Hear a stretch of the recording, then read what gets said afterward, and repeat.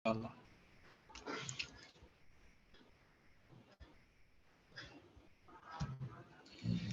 Baik, sebelum mulai kita coba ingin menyapa guru kita, Ustaz Abu Ya'la. Mungkin sudah hadir beliau di ruang virtual kita ini.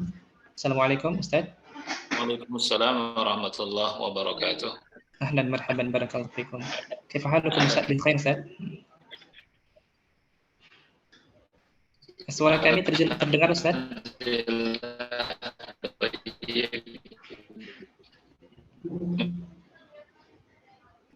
Assalamualaikum, Ustaz. Suara kami terdengar, Ustaz? Kedengaran? Waalaikumsalam. Baik. Suara Anda tidak? Suara Ustaz agak sedikit patah-patah, Ustaz. Patah-patah? Iya, Ustaz. Halo? Baik, insya Allah mudah-mudahan nanti koneksi iya, Ustaz, insya Allah. Nah, sudah terdengar, Ustaz, insya Allah. Mudah-mudahan nanti bisa lebih baik. Kedengaran, Ustaz, kedengaran. Kedengaran, Ustaz. Terdengar, Ustaz, alhamdulillah. Enggak? Jelas, Ustaz, jelas, insya Allah. Jelas, ya? Baik, Ustaz, insya Allah. Baik, kita mulai, Ustaz, kajian kita, Ustaz, insya Allah. Baik. Ya. Baik, auzubillahi minasyaitonir rajim. Bismillahirrahmanirrahim. Alhamdulillahirabbil alamin wassalatu wassalamu ala asyrafil mursalin nabiyina Muhammad wa ala alihi washabbihi ajma'in. Rabbi shrah li sadri wa yassir li amri wa luqdatan min lisani yafqahu qawli, amma ba'd. Assalamualaikum warahmatullahi wabarakatuh. Waalaikumsalam warahmatullahi wabarakatuh. Alhamdulillah, segala puji bagi Allah atas karunia rahmat nikmat yang Allah curahkan kepada kita semua di sore hari ini. Allah Subhanahu wa taala pertemukan kita di ruang virtual ini guna membahas atau mengkaji terkait tentang keilmuan, yaitu mengkaji Al-Qur'an. Oleh karena itu senantiasa mohon kepada Allah Subhanahu wa taala, semoga Allah Subhanahu wa taala memberikan kepada kita kesehatan, dan kesehatan itu kita laksanakan untuk melaksanakan perintah Allah Subhanahu wa taala, untuk mengaji dan untuk beramal saleh. Dan Allah Subhanahu wa taala mohon kepadanya kita diberikan keberkahan karena senantiasa hidup bersama Al-Qur'an. Amin amin ya Allah ya rabbal alamin.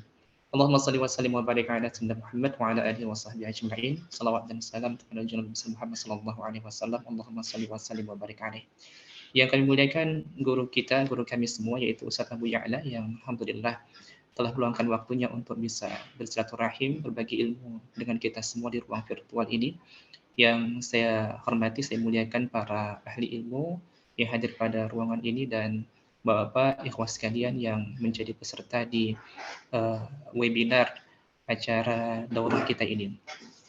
Baik, alhamdulillah Allah Subhanahu wa taala pertemukan kita di ruangan ini, dan ini merupakan pertemuan yang keempat dari rangkaian daurah yang telah kita laksanakan beberapa waktu yang lalu.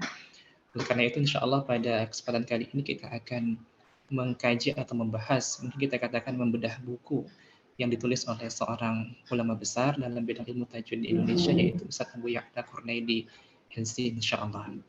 Dan oleh karena itu, sebelum kita masuk kepada materi yang akan dipaparkan oleh Ustaz Abu Ya'la nanti, kita mulai pertemuan kita ini dengan ucapan basmalah, Bismillahirrahmanirrahim.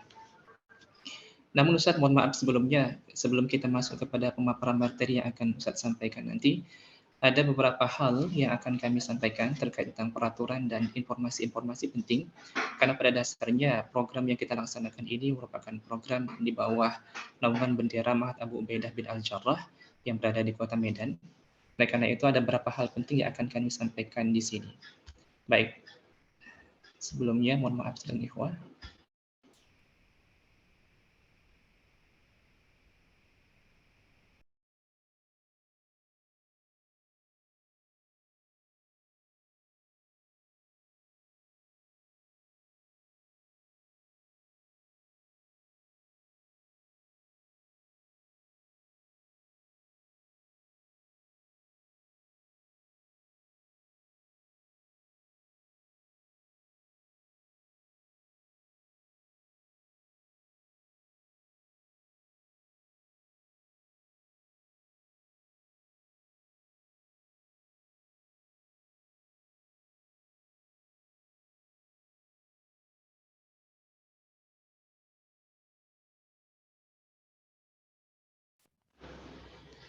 Baik, Assalamualaikum. Ikhwah, suara saya terdengar enggak ini? Dengar Ustaz, jelas. Alhamdulillah. Baik ikhwah sekalian, sebelum kita memulai pemaparan atau mendengarkan kajian ilmu yang akan disampaikan oleh Ustaz Abu Ya'la, ada beberapa informasi yang akan kami sampaikan terkait tentang peraturan dan info-info penting yang ada kaitannya dengan daurah ini. Baik, akan kami share screen dulu.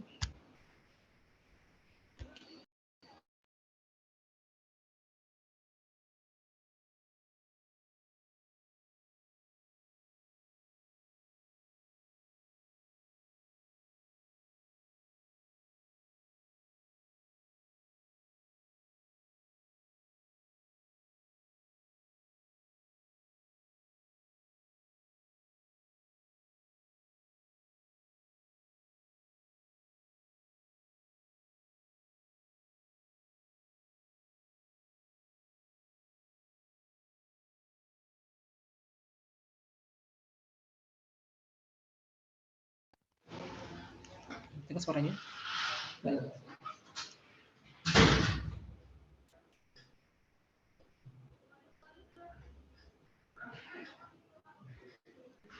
Nggak ada itu ya?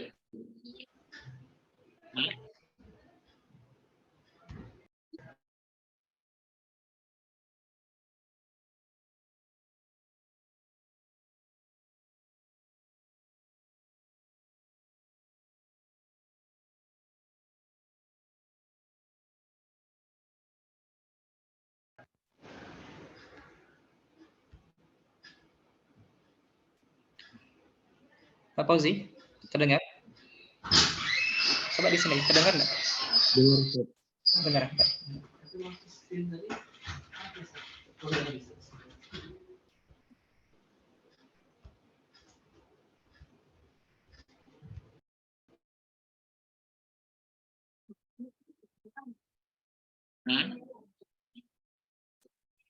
Coba. Pak, nyala nggak kameranya? Ya, saya matiin. Ya. Kameranya. Dicantum ini nih. Iya. Apa Pak Fauzi? Ini juga. Mana nggak lihat kalau cara makanya gini begini. Terus ini? Baik ikhwah sekalian, mohon maaf nih ada gangguan teknis. Ini di laptop saya kalau share screen suaranya mati, mungkin akan dibantu oleh co-host untuk boleh share screen.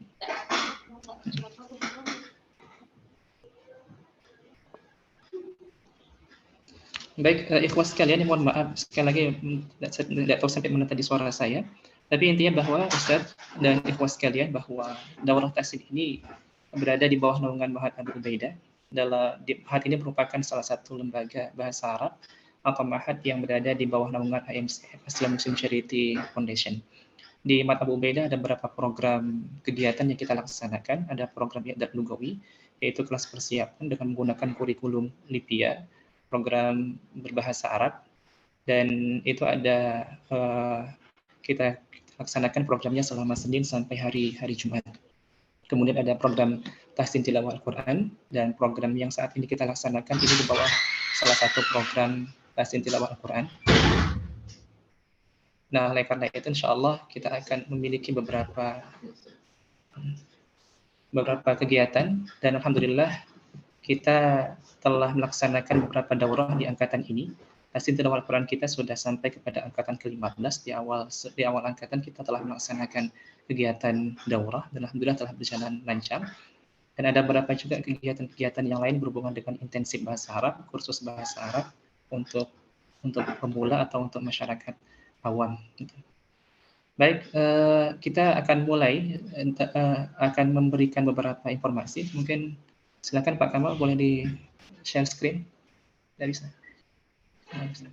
Baik, ada beberapa kendala juga. Nah, mungkin di sini akan saya bacakan saja beberapa tata tertib yang akan kita laksanakan pada kesempatan kali ini.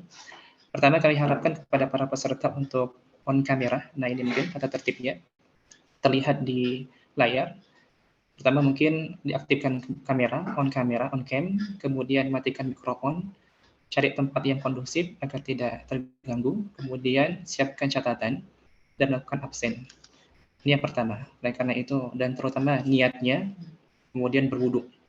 Kemudian selanjutnya, jangan lupa untuk absen.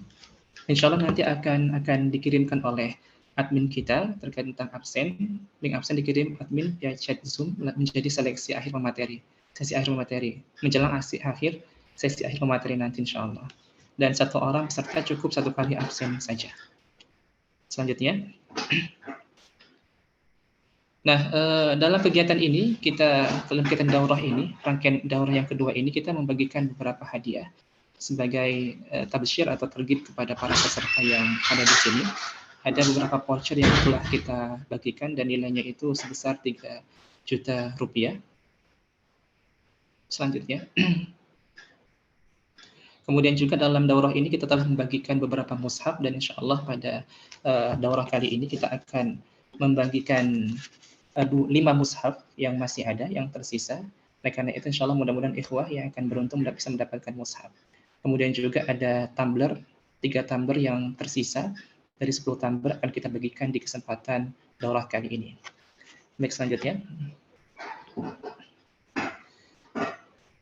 Baik, keuntungan juga insya Allah kita akan mendapatkan e-sertifikat seluruhnya. Oleh karena itu jangan lupa untuk mengabsensi yang akan disampaikan di absennya nanti insya Allah di akhir sebelum sesi acara ini. Kemudian seperti yang kami sampaikan tadi bahwa di Ma'had Abu Ubaidah ini ada beberapa program, di antaranya program intensif bahasa Arab. Oleh karena itu insya Allah dalam program ini kita akan mendapatkan yang ikut, peserta yang ikut atau yang beruntung akan mendapatkan bagi semuanya yang nanti akan mengikuti program intensif bahasa Arab akan mendapatkan voucher potongan 10% biaya pendidikan. Oleh karena itu silakan yang ingin bisa berbahasa Arab, yang ingin berangkat ke Timur Tengah, coba ikut program intensif bahasa Arab ini, insya Allah akan mendapatkan potongan voucher 10%. Kemudian juga kita akan memberikan voucher Rp100.000 potongan biaya pendidikan program I'dad Lugawi bagi yang ingin mengikut kuliah bahasa Arab di Ma'had Abu Ubaidah. Selain itu juga terkait tentang program kuliah di Ma'had Abu Ubaidah, kita memberikan beasiswa 70%. Itu kita berikan dari 50 sampai 70%, bisa memilih di 2 kampus yang memiliki kerjasama dengan kita. Pertama dengan UMSU dan yang kedua dengan Ekonomi Syariah Stebis Al-Ulum yang terpadu itu. Dan insya Allah akan mendapatkan gelar SPD atau SE. Itu. Nah, ini beberapa rangkaian atau beberapa informasi yang kita sampaikan kepada para peserta. Intinya, ikutin program ini sampai akhir, karena banyak ilmu, banyak manfaat, dan banyak hal yang baik kita akan dapatkan di tempat kita ini. Baik, ikhwah sekalian, sebelum kita memulai kajian kita pada hari ini, mungkin saya akan sedikit membacakan terkait tentang biografi atau Ustadz kita ini, Ustadz Abu Ya'la.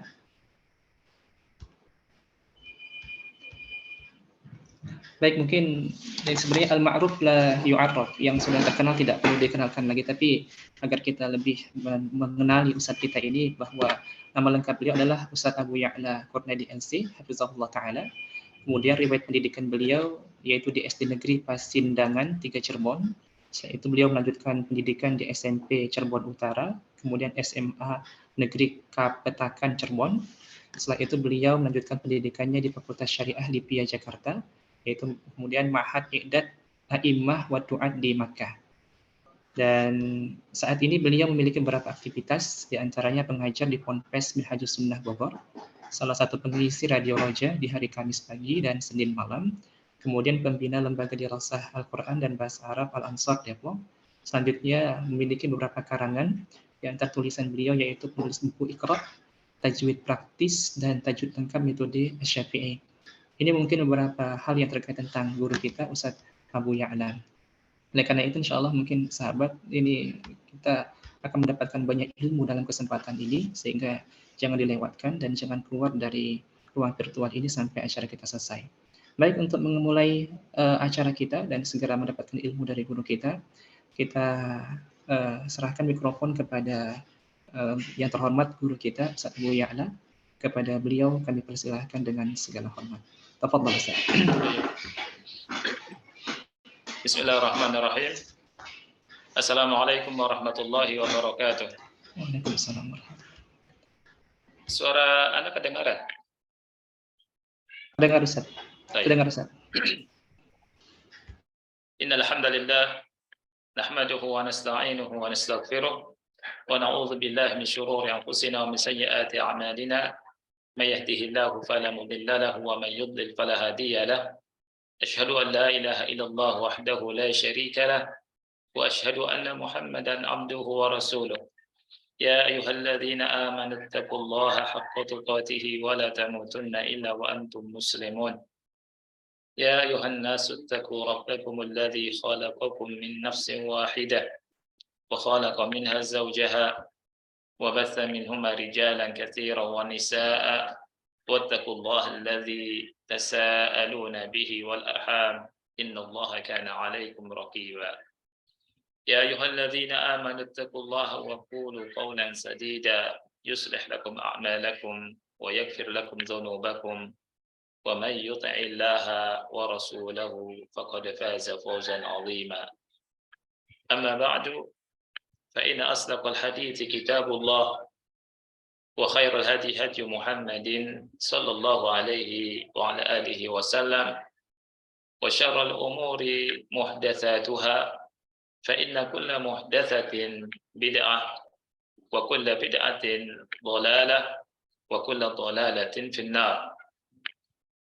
Ahibati fillah, ikhwani wa akhwati fillah rahimani wa rahimakumullah. Kepada para pengurus Ma'had Abu Ubaidah yang dimuliakan oleh Allah Subhanahu wa taala, yang Allah Subhanahu wa taala semoga memberikan rahmatnya kepada antum semua, keberkahan kepada antum semua, dan juga kepada peserta daurah ini yang semoga Allah Subhanahu wa taala limpahkan keberkahannya kepada antum semua. Dan kita berkumpul di sini lewat Zoom dalam rangka untuk mencari ridha Allah Subhanahu wa taala. Kita ingin berusaha menjadi orang-orang yang baik, ya. Kita terus ingin memperbaiki diri kita, dan kita membaca hadis-hadis Rasul kita Shallallahu Alaihi Wasallam. Di antaranya hadis Utsman bin Affan radhiyallahu an, yang mana Rasul kita Shallallahu Alaihi Wasallam bersabda, khairukum man ta'allama al-Qur'ana wa'allamahu. Artinya sebaik-baik kalian adalah orang yang belajar Al-Quran dan mengajarkannya. Ketika kita mendengar hadis ini dan membaca hadis ini, kita ingin menjadi bagian dari apa yang Rasul kita Shallallahu Alaihi Wasallam sabdakan. Oleh karena itu, kita terus berusaha memperbaiki diri dengan cara belajar Al-Quran yang mulia, kitab suci yang Allah Subhanahu wa taala turunkan kepada Nabi yang paling mulia, yakni Nabi Muhammad sallallahu alaihi wasallam, lewat perantara malaikat yang paling mulia, Malaikat Jibril alaihi assalam, di bulan yang paling mulia, yakni bulan Ramadan, di malam yang paling mulia yang disebut dengan Lailatul Qadar. Oleh karena itu, maka kita yakin, saya yakin-yakinnya, apabila kita beraktivitas, konsentrasi, dan kita terus beraktivitas di keseharian kita, aktivitas yang ada kaitannya dengan Al-Quran, maka hidup kita akan diberkahi. Hidup kita tidak akan sia-sia. Karena waktu yang kita gunakan untuk mempelajari Al-Quran, waktu yang kita isi untuk mempelajari Al-Quran, kemudian pikiran yang kita curahkan untuk mempelajari Al-Quran, dan tenaga yang kita curahkan untuk mempelajari Al-Quran dan biaya yang kita berikan untuk mempelajari Al-Quran, semuanya itu akan mendatangkan pahala yang besar. Tidak akan sia-sia. Detik-detiknya selama kita bersama dengan Al-Quran, maka keberkahan Allah Subhanahu wa taala dan rahmat Allah Subhanahu wa taala akan menyertai kita semua.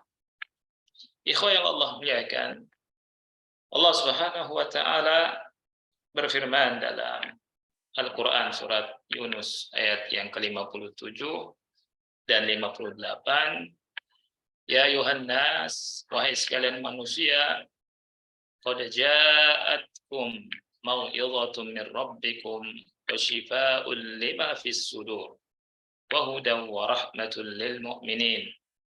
Yang artinya, wahai manusia, sungguh telah datang kepadamu pelajaran dari Al-Quran, ini pelajaran Al-Quran, dan dari pelajaran Al-Quran dari Rabbmu, penyembuh dari penyakit yang ada di dalam dada, petunjuk serta rahmat untuk orang-orang yang beriman. Alhamdulillah, katakanlah dengan karunia Allah dan dengan rahmatnya, Fabidzalika, dengan itu, falyafrahu, hendaknya mereka gembira, huwa khairun mimma yajma'un, itu lebih baik dari apa yang mereka kumpulkan. Ikhwah yang Allah muliakan, kawan-kawanku yang dimuliakan oleh Allah, ayat ini perintah dari Allah untuk berbahagia, bangga, senang, ya, dengan karunia Allah dan rahmatnya, dengan Islam dan dengan Quran, ya. Karena itu lebih baik daripada harta benda dunia. Kita senang, kita bangga bukan untuk membanggakan diri, tapi kita senang dan bangga dengan Al-Quran, ya, yang Allah Subhanahu wa taala turunkan kepada Nabi Muhammad sallallahu alaihi wasallam. Ikhwah yang Allah muliakan, ulama, ya, di antaranya Syekh Muhammad bin Shalih Al-Utsaimin rahimahullahu taala, beliau menjelaskan bahwa Al-Quran itu diturunkan oleh Allah Subhanahu wa taala untuk 3 fungsi, ya, 3 tujuan yang besar. Ya, yang pertama untuk dibaca, ya, yang kedua untuk ditadaburi, dan yang ketiga untuk diamalkan. Ini 3 maksud dari Allah Subhanahu wa taala menurunkan Al-Quran. Nah, kita punya tugas, ya. 3 hal ini hendaknya selalu ada dalam hati kita, dalam pikiran kita. Ya. Allah turunkan kitabnya yang mulia, Al-Quran, untuk kita baca, ya. Dan dalam membacanya ada pahala yang besar.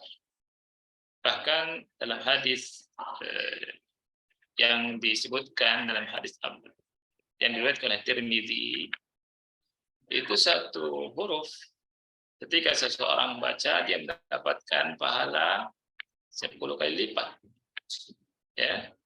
Rasul kita sallallahu alaihi wasallam bersabda, "Man qara'a harfan min kitabillahi falahu hasanah wal hasanatu bi asyri amsalihha." Barang siapa yang membaca 1 huruf dari kitab Allah, dia akan mendapatkan 1 pahala, dan 1 pahala itu dilipat gandakan menjadi 10 pahala. Dan Rasul berkata, "La aqulu alif lam mim harfun." Aku tidak berkata alif lam mim 1 huruf, akan tetapi alif 1 huruf, ya, lam 1 huruf, dan mim 1 huruf, ya. Berapa banyak pahala yang banyak yang Allah siapkan, yang Allah Subhanahu wa taala siapkan untuk orang yang membaca Al-Quran. Dan sangat banyak sekali, ya, keutamaan membaca Quran.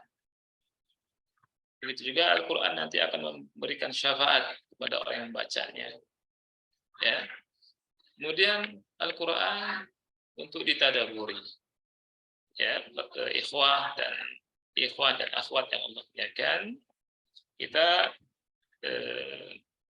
belajar Al-Quran, kita belajar membacanya, kita belajar membaca bagaimana sesuai dengan contoh dari ulama kita yang diambil terus sampai kepada Rasulullah Sallallahu Alaihi Wasallam. Kita pun tidak berhenti sampai situ. Kita berusaha untuk mentadaburi Al-Quran. Kita berusaha memahami isinya, ya. Karena Allah Subhanahu Wa Taala menginginkan dari diturunkan Al-Quran agar kita mentadaburinya. Allah berfirman di surat Shad ayat 29, Kitabun anzalnahu ilaika mubarakun liyadabbaru ayatihi wa liyatadhakkaru ulul albab. Ini adalah kitab yang kami turunkan kepada engkau wahai Muhammad, mubarak, yang diberkahi, liyadabbaru ayatihi, agar mereka mentadaburi ayat-ayatnya. Ini salah satu maksud diturunkannya Al-Quran. Kemudian yang ketiga, Al-Quran diturunkan oleh Allah Subhanahu Wa Taala untuk diamalkan. Ya, kita berusaha mengamalkan isi Quran. Kita lihat perintah Allah, kita laksanakan. Ya, perintah Rasul kita laksanakan. Apabila ada larangan Allah, kita tinggalkan. Allah melarang sesuatu, kita tinggalkan. Rasul kita Sallallahu Alaihi Wasallam melarang sesuatu, kita juga tinggalkan. Ya.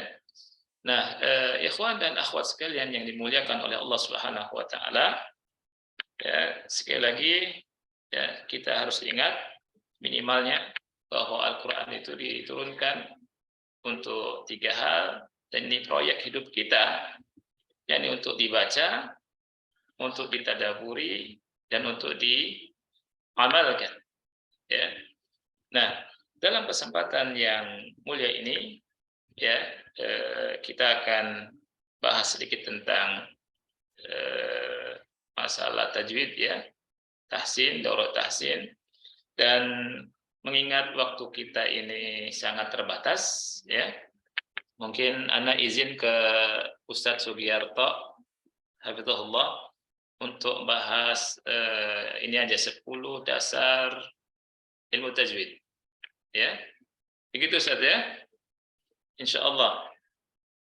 Baik, di buku yang Anda tulis di di Tajwid Syafi'i itu ada di halaman ke 37, ya, tentang 10 dasar ilmu tajwid. Insyaallah taala kita akan bahas itu, ya. Jadi untuk apa istilahnya, dasar buat kita semua, ya, mengenal tentang ilmu tajwid di halaman 37, ya. Nah, jadi setiap muslim, ya, ketika mempelajari ilmu, atau setiap belajar ketika mempelajari sebuah ilmu, ya, biasanya ulama memberikan gambaran dasar, ya, gambaran dasar ilmu yang akan dipelajari. Seperti seseorang mau belajar tauhid, ya, dia belajar beberapa dasarnya. Seperti belajar usul fikih, atau usul hadis, atau usul tafsir, ya, belajar tentang dasar-dasarnya itu. Nah, ada perkataan yang sangat terkenal dari Abu Al-Irfan Muhammad bin Ali As-Sabban yang wafat tahun 1206 Hijriah, yang mana beliau berkata, inna mabadi'a kulli fannin 10, al-hadd wal mawdu' thumma ath-thamara wa fadluhu wa nisbatun wal wadi' wal ismu al-istimdad hukm asy-syari' masailun wal ba'd bil ba'd iktafa wa man daral jami'a hadza syarafa. Ya. Artinya sesungguhnya dasar-dasar dari setiap ilmu itu ada 10. Yang pertama adalah al-hadd, definisi. Yang kedua al-maudhu', pokok bahasan. Yang ketiga al-thamarah, yakni buah yang dicapai dari mempelajari ilmu. Yang ketiga fadluhu, ya, fadluhu. Maaf, yang keempat ya. Yang keempat fadluhu, keutamaannya. Yang kelima nisbatun, yakni penisbatannya. Kemudian yang keenam al-wadih, letak dasar ilmu tersebut. Ya, yang ketujuh al-ism, nama. Yang kedelapan al-istimdad, ya, al-istimdad, yakni dasarnya, ya. Kemudian yang kesembilan hukum syari', hukum syariat. Kemudian yang ke-10 adalah masailnya. Masailnya, ya. Wal ba'du bil ba'd iktafa, sebagian dengan yang lainnya cukup. Artinya apabila seseorang mempelajari dari 10 itu, sebelum masuk sebuah ilmu dia tahu 3 atau 4 atau 5, ya, atau mungkin salah satunya, iktafa, cukup. Wa man daral jami'a hadza syarafa, dan siapa yang mengetahui semuanya, hadza ay nala syaraf, ini hasala ala syaraf, dia mendapatkan kemuliaan. Ya, dan Allah Subhanahu wa taala berfirman, yarfa'illahu alladhina amanu minkum walladhina utul ilma darajat. Allah Subhanahu wa taala mengangkat orang-orang yang beriman di antara kalian dan orang-orang yang berilmu beberapa derajat di antara mereka. Baik. Nah, jadi ada 10 dasar ilmu tajwid, ya. Yang pertama al-hadd, definisi ilmu tajwid. Definisi ilmu tajwid. At-tajwid secara bahasa, ya, memiliki banyak makna, tetapi kita ambil yang paling ma'ruf dari makna tajwid menurut bahasa, ya. Tajwid menurut bahasa adalah at-tahsin. Ya, at-tahsin artinya memperbaiki atau memperindah. Jadi tahsin sama tajwid dari sisi bahasa sama. Ya, tahsin sama tajwid dari sisi bahasa sama, tetapi tajwid memiliki makna yang lain yang saya cukupkan hanya satu saja, ya. Baik, kemudian secara istilah. Istilah itu kesepakatan dari ulama dari bidang ilmu tertentu, ya. Jadi ulama mengatakan istilahan itu adalah mattafaqu alaihi arbabu hadzal fan. Jadi arbab hadzal fan, jadi orang-orang yang cakap, orang-orang yang memiliki ilmu dari ilmu ini, mereka sepakat mengistilahkan, ya, ilmu tertentu dengan makna tertentu. Nah, ketika kita berbicara tentang tajwid, apa maknanya? Ya, maknanya adalah atau definisinya adalah ikhraju kulli harfin min makhrajihi wa i'ta'uhu haqqahu wa mustahaqqahu min as-sifat. Ya. Artinya mengeluarkan setiap huruf dari makhrajnya. Mengeluarkan setiap huruf dari makhrajnya serta memberikan hak dan mustahaknya dari sifat-sifatnya. Ya. Nah, ini definisi tajwid menurut para ulama tajwid. Ya, menurut para ulama qiraah. Dan intinya berkisar tentang pertama kali yang sangat mendasar adalah makhraj dan sifat. Ya. Ini yang sangat penting barangkali untuk kita populerkan, ya, dari apa yang ditulis oleh para ulama, karena terkadang banyak di antara kita yang belajar bidang ilmu tertentu ya agak lalai dari sisi definisi ya, sehingga agak kurang perhatian. Tapi kalau kita sebelum memahami ilmu tertentu, kita harus kita perhatian tentang definisi itu. Ini akan mengerucutkan dan mengkhususkan atau akan memfokuskan tujuan kita belajar. Ya. Nah, banyak di antara kita misalkan belajar fikih, lama belajar fikih ya, tahunan barangkali ketika ditanya ya, Mbak atau Mas, belajar apa? Dia bilang belajar fikih. Apa itu fikih? Nah, banyak yang nggak paham. Dia tidak bisa jawab arti fikih. Kemudian ketika ditanya tentang tauhid, apa itu tauhid? Nggak tahu juga. Apa itu usul fikih? Apa itu usul tafsir? Nggak tahu juga. Nah, sekarang tajwid, ya apa itu tajwid? Hendaknya guru-guru tajwid ketika ditanya tajwid atau ketika mengajar tajwid ibtidaan, ya menjelaskan makna apa itu tajwid, ya sehingga tidak rancu. Ya, Anda pernah juga mengajar di sebuah tempat ya di daerah Jawa Barat ya, di sebuah tempat. Kemudian saya tanyakan di majelis, siapa yang tahu arti tajwid? Anda bilang itu, subhanallah ya. Seingat saya ya, itu jawabannya kurang pas dari apa yang disampaikan oleh para peserta ya. Padahal saya yakin ya, banyak di antara kita bergelut dalam masalah itu ya. Nah, sebenarnya bukan hal yang besar sekali, cuma ini sangat mendasar. Ini sangat mendasar ya, kita mengetahui definisi tajwid. Baik. Sekali lagi ya, kita harus memahami definisi ilmu yang kita ajarkan, ilmu yang kita dalami supaya kita lebih fokus ya, dan supaya kita bisa menyampaikan kepada murid-murid kita.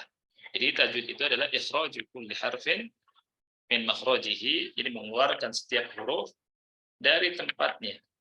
Ya, dari tempatnya. Maka ada dikenal dengan ilmu makharijul huruf. Tempat keluarnya apa? Huruf.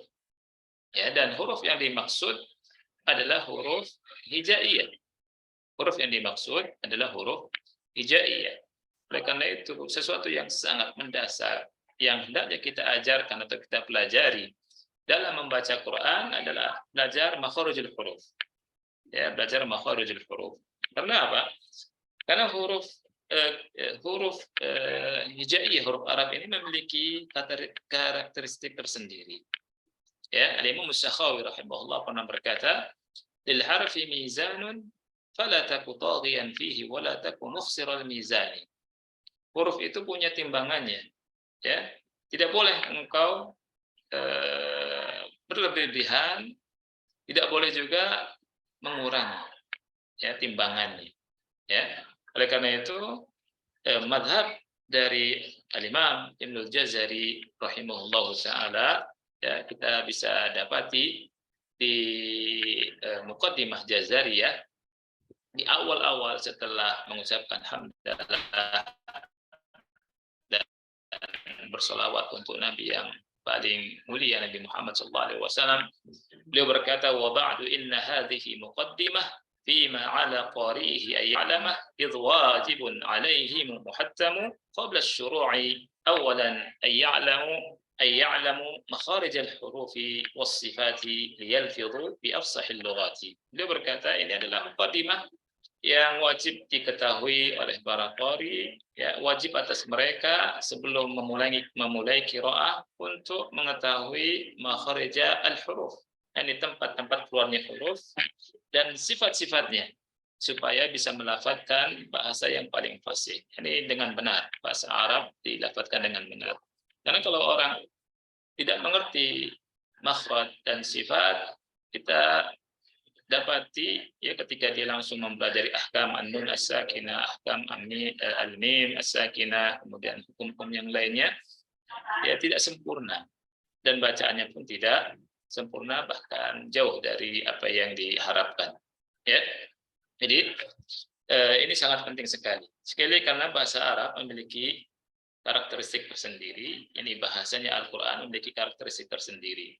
Seperti misalkan antara huruf sin dengan shin, ya, sin dengan shin. Ya, kalau dalam bahasa Indonesia orang mengucapkan sin dengan shin sama saja. Ya, misalkan saya mau ke pasar. Dengan teman kita yang mengucapkan atau anak kecil atau anak perempuan, saya mau ke pasar. Ini tidak ada masalah, tidak ada masalah, ya, tidak merubah arti. Tapi kalau bahasa Arab antara sin sama shin sangat jauh sekali. Kalau kita katakan sin yang nggak ada titiknya, sin kecil, ya.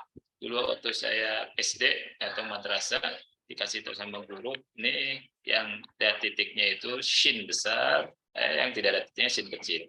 Hanya saja kita harus tahu makhrajnya, ya. Karena banyak di antara kita, apalagi orang yang baru hijrah, ya istilahnya pakai bahasa Arab, mengucapkan syukran dengan sin, syukran, ya. Yang tentunya maknanya sangat jauh beda. Kalau syukran dengan shin artinya terima kasih. Tapi kalau syukran dengan sin, ini qarib min lafzi sukara, dekat kepada lafaz sukara, yang artinya mabuk, ya. Yang Allah berfirman, ya ayyuhalladzina amanu la taqrabu as-salata wa antum sukara. Wahai orang-orang yang beriman, jangan dekati salat dalam keadaan apa? Mabuk. Jadi kalau misalkan kita mengucapkan sukra, itu mabuk, ya, artinya, atau dekat ke mabuk. Dan ini pernah kejadian, anak pernah bawa jamaah umroh, ya, di Mekah, berjumpa dengan salah satu orang Arab, dan orang Arab ini kebetulan dia sangat perhatian sama makhraj. Kemudian kawan kita bilang terima kasih dengan sukran, ya. Nah, kemudian pas Ana turun di lobi, ya, kemudian si orang Arab ini nanya ke saya, coba antum bilang sukran apa syukra? Saya bilang syukra. Dia bilang hadis huwa sahih. Saya bilang kenapa?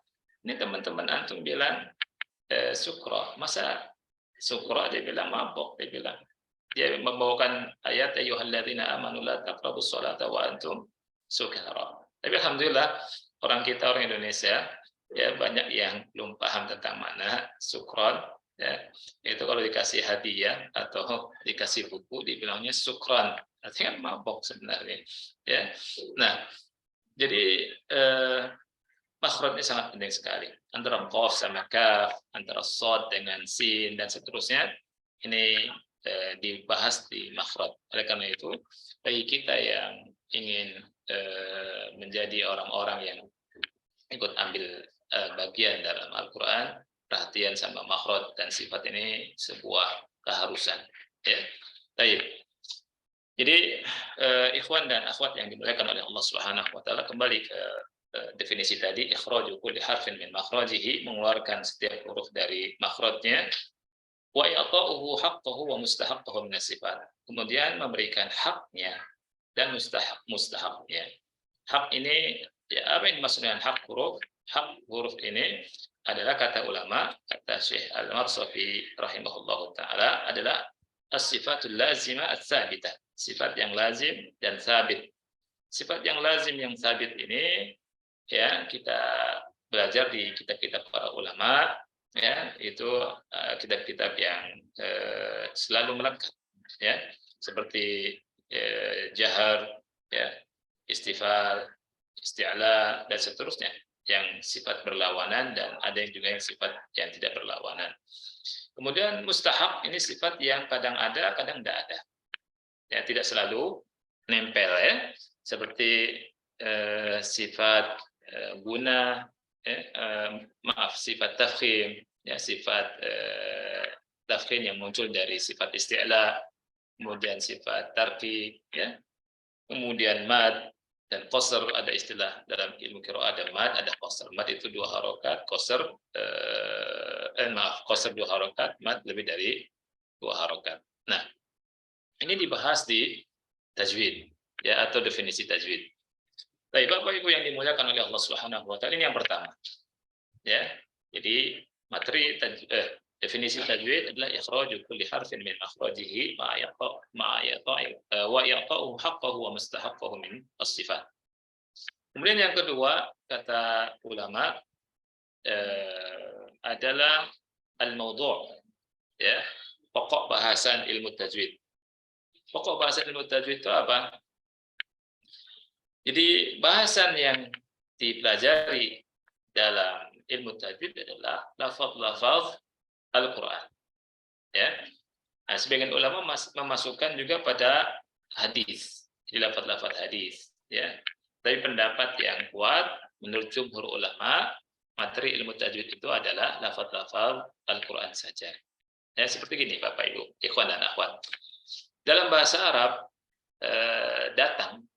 datang itu bahasa Arabnya apa? Misalkan guru datang. Telah datang guru, gitu. Bahasa Arabnya gimana? Ja'a al-ustadz. Ya, ja'a al-ustadz atau al-ustadzu ja'a. Ya. Ketika kita ngomong bahasa Arab, ja'a itu kita gunakan dengan 2 harokat saja. Ya, ma'rufnya 2 harokat. Ja'a Muhammad, ja'a Ahmad, ja'a Ali, ja'at zaujati, ya. Ja'at ummi, ja'nya 2 harokat ke an. Tapi ketika kita baca surat surat An-Nasr misalkan, ya, idza jaa nasrullahi wal fath, ya, idza ja'nya di situ tak mungkin kita baca dengan 2 harokat, ya, kita baca harus berapa harokat? 4 atau 5 harokat, ya tidak? Idza jaa nasrullahi wal fath. Oleh karena itu, di masa sahabat ketika Abdullah bin Mas'ud, ya, menegur seorang yang membaca surat At-Taubah ayat 60. Jadi ada orang baca innamas shadaqatu lil fuqara'i wal masakin. Kata Abdullah bin Mas'ud, "Maha kadza aqra'ani Rasulullah sallallahu alaihi wasallam." Bukan demikian Rasul membacanya, mengajarkan qiraah padaku. Dia tanya, "Wa kaifa aqra'aka an-nabiy sallallahu alaihi wasallam?" Begitu bagaimana Nabi sallallahu alaihi wasallam mengajarkan qiraah kepada engkau? Ya, kemudian dicontohkan sama beliau, innamas shadaqatu lil fuqara'i wal masakin. Roknya lebih dari 2 harokat. Ya, jadi inilah tajwid. Jadi kita belajar tajwid supaya baca pokok bahasanya adalah lafaz-lafaz yang ada dalam Al-Qur'an. Tapi kalau dalam kehidupan sehari-hari kita baca, kita ngomong pakai bahasa Arab, kan kita nggak ngomong ja'al ustadz, tidak kan? Tapi ja'al ustadz, seperti itu. Baik. Ini yang kedua. Yang ketiga, kata ulama, wasummat samarah. Kemudian buah, ya, buah. Baik. Apa manfaat atau buah mempelajari ilmu tajwid? Kata ulama, manfaat mempelajari ilmu tajwid adalah menjaga lidah. Dari apa? Dari lahan. Lahan ini kesalahan dalam membaca Al-Quran. Dan lahan dalam bahasa Arab, dalam Al-Quran ada 2, lahan jali dan lahan khafi. Ya, nah, dengan kita belajar tajwid, kita tidak terjatuh pada kesalahan. Ya, apalagi membaca surat Al-Fatihah. Ya, harus lebih perhatian lagi, karena gini Bapak Ibu yang Allah muliakan, ikhwan dan akhwat yang Allah muliakan. Ya, para ulama itu sangat perhatian sama hal ini. Ya, kita sering dengar orang baca Al-Fatihah kadang salah-salah. Ya, nah, kalau ada orang baca Al-Fatihah salah-salah, nggak pantas jadi imam. Ya, ada yang terjatuh pada lahan jali, yang subhanallah sebagian ulama itu mengatakan nggak pantas jadi imam, bahkan sebagian ulama mengatakan sholatnya nggak sah. Ini hal yang bisa kita hindari kalau kita belajar ilmu tajwid dan kita ajarkan kepada umat. Baik. Ini yang ketiga. Yang keempat, adalah fadluhu. Fadluhu artinya keutamaannya. Ya. Baik. Keutamaan mempelajari ilmu tajwid, ya, atau keutamaan ilmu tajwid, maaf, ya, keutamaan ilmu tajwid.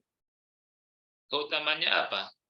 Keutamaannya ilmu tajwid itu merupakan ilmu yang paling mulia karena ia berhubungan dengan kalamullah. Kita tahu semua, ya, Allah adalah Rabb kita, ya, yang paling kita utamakan.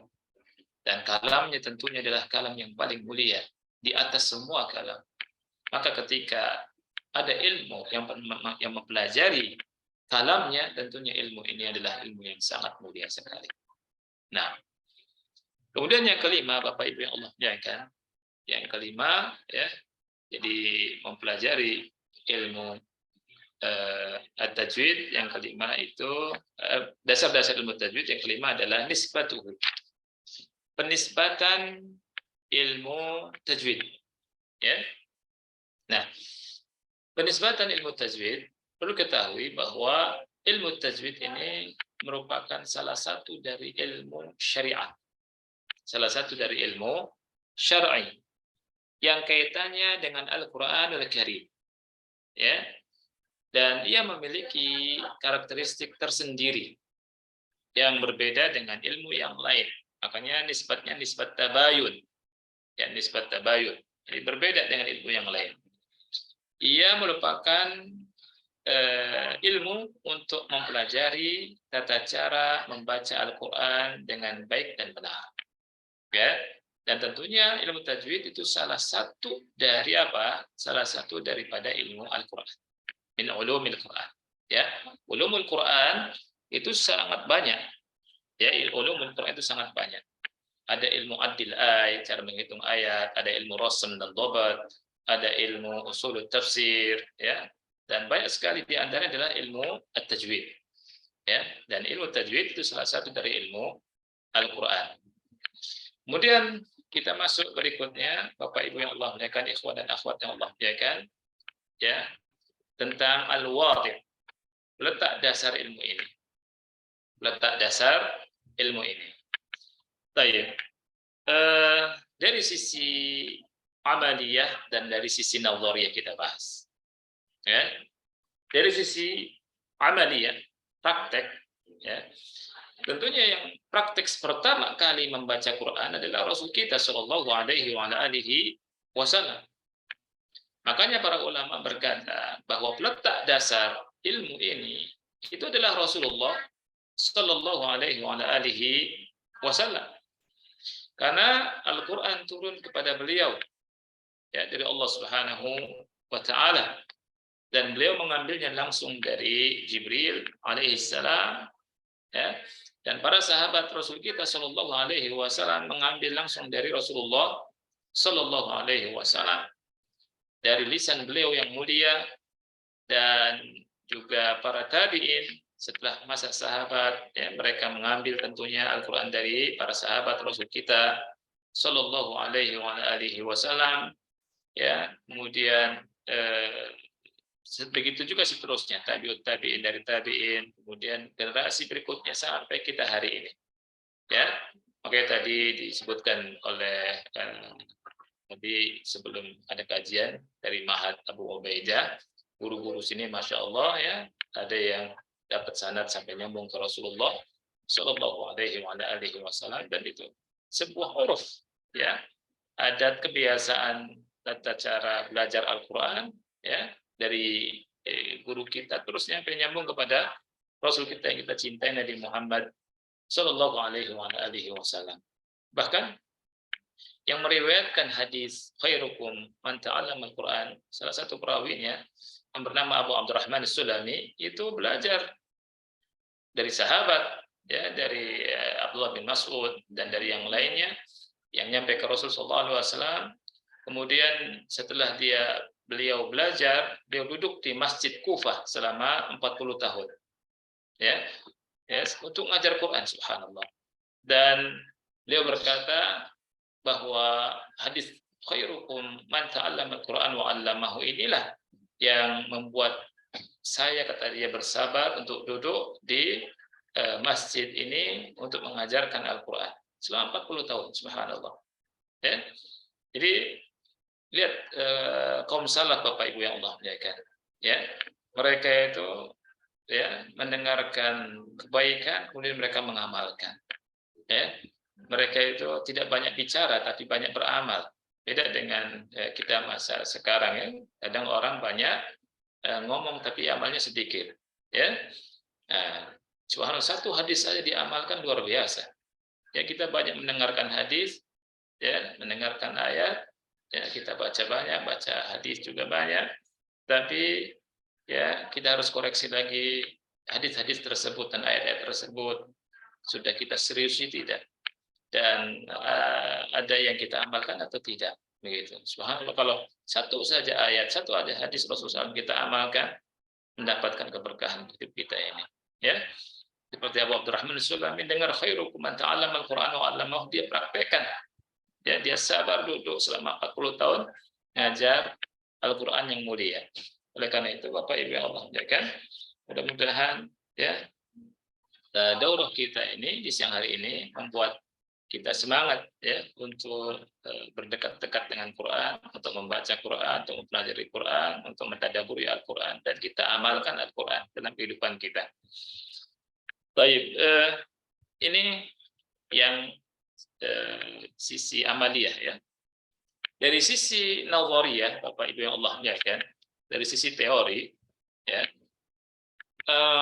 tentunya peletak dasar ilmu tajwid adalah para a'immah al-qiraah, ya, para ulama qiraah. Tetapi mereka berbeda pendapat tentang siapa pertama kali yang meletakkan dasar-dasar ilmu tajwid. Ya. Nah, ada yang mengatakan Abul Aswad Ad-Du'ali, ada juga yang berkata Abu Ubaid Al-Qasim Ibn Salam, ada juga yang berpendapat Al-Khalil Ibn Ahmad, dan pendapat yang anak pilih, ya, pendapat yang dianggap kuat, itu peletak dasar ilmu tajwid pertama kali adalah Abu Muzahim Musa bin Ubaidillah Al-Khawqani rahimahullah ta'ala, yang wafat sekitar tahun 315 Hijriah, dan dia punya qasidah, ya, qasidah tentang masalah tajwid ya. Kemudian berikutnya yang ketujuh, ya, yang ketujuh adalah al-ism, yakni nama, ya. Jadi nama dari ilmu yang ma'ruf ini dikenal oleh ulama adalah dengan at-tajwid. Dikenal dengan at-tajwid, ya. Nah, jadi ilmu yang dengannya kita belajar tata cara membaca Al-Qur'an itu dikenal dengan ilmu tajwid. Sebagian ulama mengatakan fanut tartil, ya. Sebagian ulama mengatakan hakut tilawah dan yang lainnya. Ya, begitu juga ma'ruf di zaman sekarang tahsin, ya. Tahsin itu tahsin itu sendiri tentang memperbaiki bacaan, ya. Dan tahsin dan tajwid ya bukan sesuatu yang beda sebetulnya, ya. Cuma sebagian orang membedakan, tapi sebenarnya tahsin itu adalah secara bahasa dari makna tajwid, ya. Ya seperti itu. Jadi nama dari ilmu yang kita pelajari adalah ilmu tajwid, ya. Dan ilmu yang sudah sangat populer ya di kalangan ulama. Kemudian berikutnya yang ke-8. Yang ke-8 adalah al-istindad. Al-istindad itu adalah sandaran ilmu tajwid. Ya. Sandarannya kata ulama, di sandaran atau asal usul dari ilmu ini itu diambil dari firman Allah Ta'ala dalam surat Al-Muzammil ayat yang keempat, warattilil Qur'ana tartila. Warattilil Qur'ana tartila. Dan bacalah Al-Quran dengan tartil semaksimal mungkin. Ya, bacalah Al-Quran dengan tartil yang semaksimal mungkin. Ya, ini kalau kita mau menerjemahkan dengan kuat ya seperti itu. Tapi kalau kita lihat terjemahan agak kurang sebenarnya ya. Bacalah Quran dengan tartil. Tapi kalau kita lihat lafaz bahasa Arabnya, lihat ya, di sini Allah menggunakan fi'il amr, warattil, ya, dari kata rattala yurattilu tartilan tartilatan tirtalan murattilun murattalun, fi'il amrnya rattil. Rattil artinya tartilkanlah. Apa yang ditartilkan? Al-Qur'ana. Ya, Al-Qur'an ini maf'ul ya. Dan tartilkanlah Al-Qur'an. Tartila. Kalimat tartila dalam bahasa Arab ini maf'ul mutlak. Dan salah satu fungsi maf'ul mutlak adalah taukid, penguat, penegas. Artinya apa? Artinya lafaz ini atau perintah Allah di sini bukan perintah yang ringan. Perintah yang dibarengi dengan penegasan dan penguat. Warattilil Qur'ana tartila. Artinya bacalah Quran semaksimal mungkin dengan tartil. Ini yang lebih tepat seperti itu. Ya. Jadi bahasa Arab itu ada tingkatan bahasa. Seperti misalkan gini. Kalau misalkan ada orang idrib fulanan, ya, atau uktub ar-risalah, tulislah surat misalkan ya. Nah, kalau misalkan hanya sekedar memerintahkan seperti itu perintah yang biasa ya. Tapi kalau atasan kita bilang uktubir risalata kitabatan, gitu ya. Jadi betul-betul nulis, gitu. Karena ada maf'ul mutlaknya. Dan di sini Allah Subhanahu wa taala memerintahkan membaca Quran itu betul-betul dengan maksimal tartil kita itu. Warattilil Qur'ana tartila. Perintah ditutup dengan maf'ul mutlak, tartila. Jadi bacalah Quran dengan tartil yang maksimal. Nah, ini sandaran ilmu tajwid. Kemudian sandarannya juga dari kaifiyat, dari tata caranya qiraatnya Rasulullah Shallallahu Alaihi Wasallam dan para sahabatnya, para tabiin, tabiut tabiin, dan para a'immah qiraah, sehingga sampai pada kita secara mutawatir melalui syuyukhul qiraah. Ya. Jadi sandaran ilmu tajwid itu penjelasannya sebagaimana disebutkan ulama seperti itu ya. Kemudian yang ke-9, yakni hukum syariat, ya, hukum syariat, ya. Ana bukan berpanjang lebar, artinya ada beberapa nukilan dari ulama, cuma Ana ingin singkatkan saja di sini tentang hukum mempelajari tajwidnya saja. Ya, hukum mempelajari tajwid itu ulama mengatakan fardu kifayah. Ya, fardu kifayah. Ya. Ya, fardu kifayah itu, jadi sebagian ulama mengatakan fardu kifayah itu apa? Idza qama bihil ba'du saqatal itsmu 'anil baqi. Kalau ada sebagian yang melakukannya, mempelajarinya, maka dosa dari yang lainnya gugur. Nah, kalimat ini jangan disalahpahami karena banyak orang yang salah paham. Salah pahamnya, oh ini fardu kifayah. Kalau fardu kifayah berarti bukan sesuatu yang besar. Salah. Fardu kifayah ini menunjukkan ilmu itu besar, ya, bukan kecil, ya. Walaupun tidak dituntut semuanya, tapi orang yang mempelajarinya akan diangkat derajatnya sama Allah. Nah, kita mau tidak menjadi orang-orang tersebut, orang-orang yang sedikit, ya. Nah, jadi kita jangan mengatakan, oh fardu kifayah, berarti kalau nggak belajar nggak apa-apa, nggak dosa. Ya, jangan seperti itu. Ya, karena ada orang yang memahami seperti itu, malas-malasan akhirnya. Justru fardu kifayah itu menunjukkan bahwa ilmu tersebut ilmu yang sangat besar, ya. Nah, karena memang ilmu itu ada fardu ain, ada fardu kifayah, ya. Ada fardu ain dan ada fardu kifayah. Jadi mempelajari ilmu tajwid itu fardu kifayah. Karena belajar ilmu, ya, ada macam-macam. Ada yang mempelajarinya fardu ain, ada yang mempelajari sebuah ilmu tertentu fardu kifayah, ada yang mubah, bahkan ada yang haram. Bahkan ada yang haram, ya. Yang haram itu apa? Mempelajari ilmu sihir. Mempelajari ilmu sihir hukumnya haram, bahkan bisa kufur.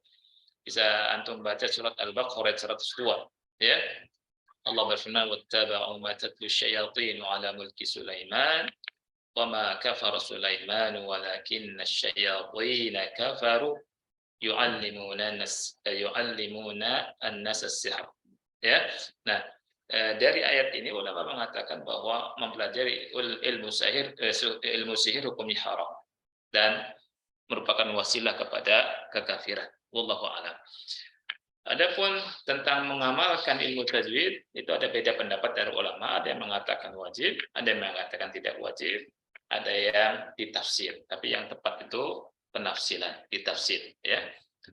Ditafsir. Dan juga di buku ini ada turunkan pendapat dari Syekh Muhammad Nasiruddin Al-Albani rahimahullah ta'ala tentang belajar ilmu tajwid.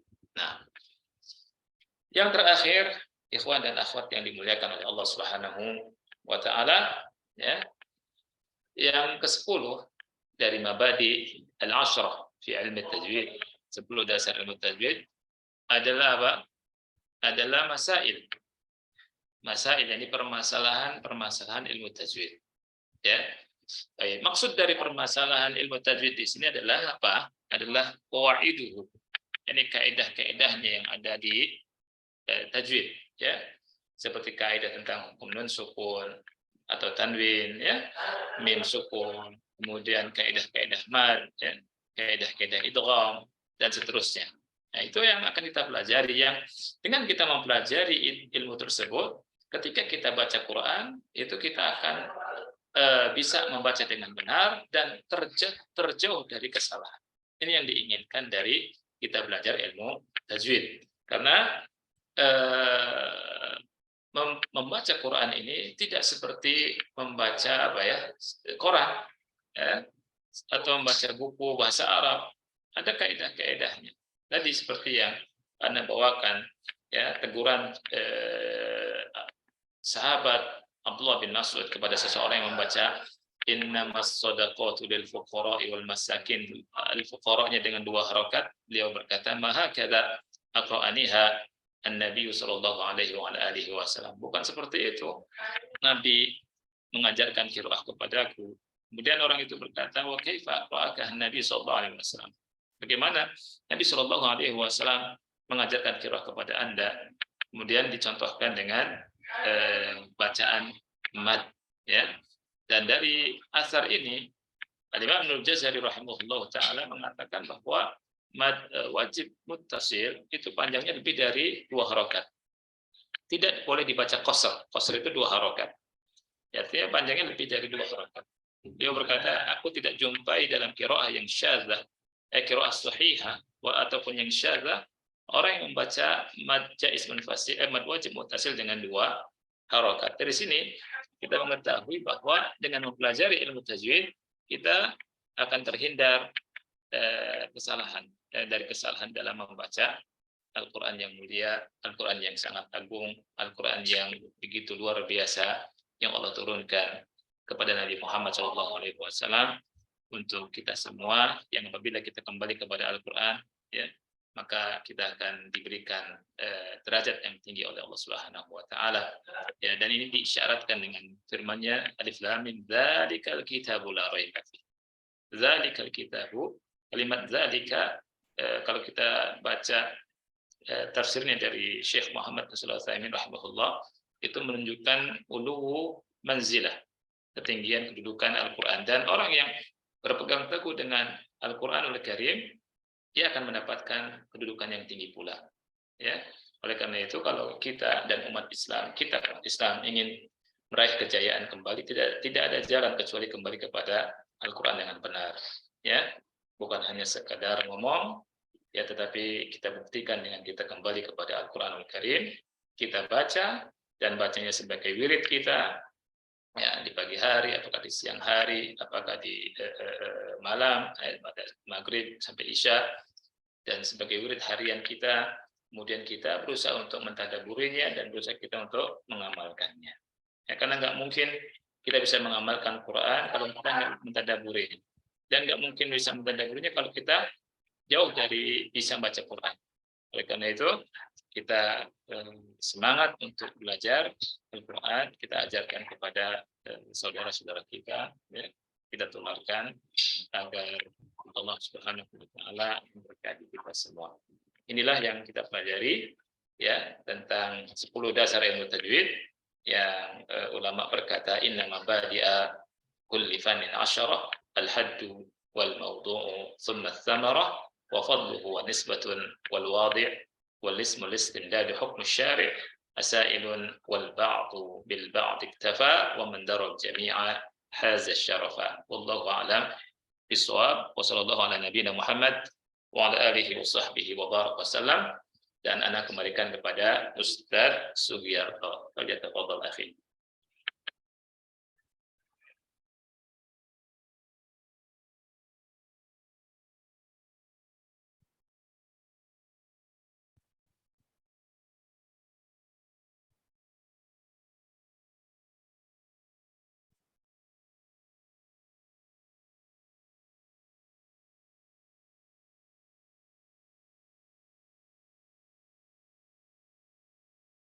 Suaranya nggak kedengaran?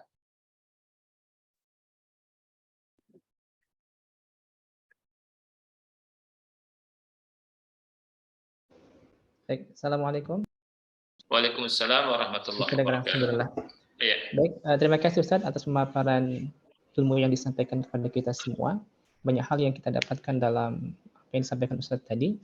Dan alhamdulillah Ustadz, buku Ustadz mungkin sudah, kalau saya sekarang sedang memegang buku Ustadz di sini. Masya Tapi Allah. ini terakhir yang saya pegang adalah buku cetakan ke-6 Iya. Ustadz. Berarti insya Allah mudah-mudahan Iya. cetakan ke-6 yang ada di sini. Apakah ada cetakan selanjutnya? Cetakan ke-7 saya belum tahu. Ada Iya. saya, alhamdulillah. Ada, ya. Seingat ana sudah lebih dari ke-7 ya. Ada beberapa perbaikan yang kita perbaiki. Iya. Tapi apa Ustadz, boleh enggak Ustadz mungkin sedikit menceritakan tentang sejarah buku ini atau kronologi penulisannya atau bagaimana Ustadz? Mungkin ada berapa lama menulisnya Ustadz? Boleh Ustadz mungkin Ustadz? Baik, barakallahu fiik. Iya.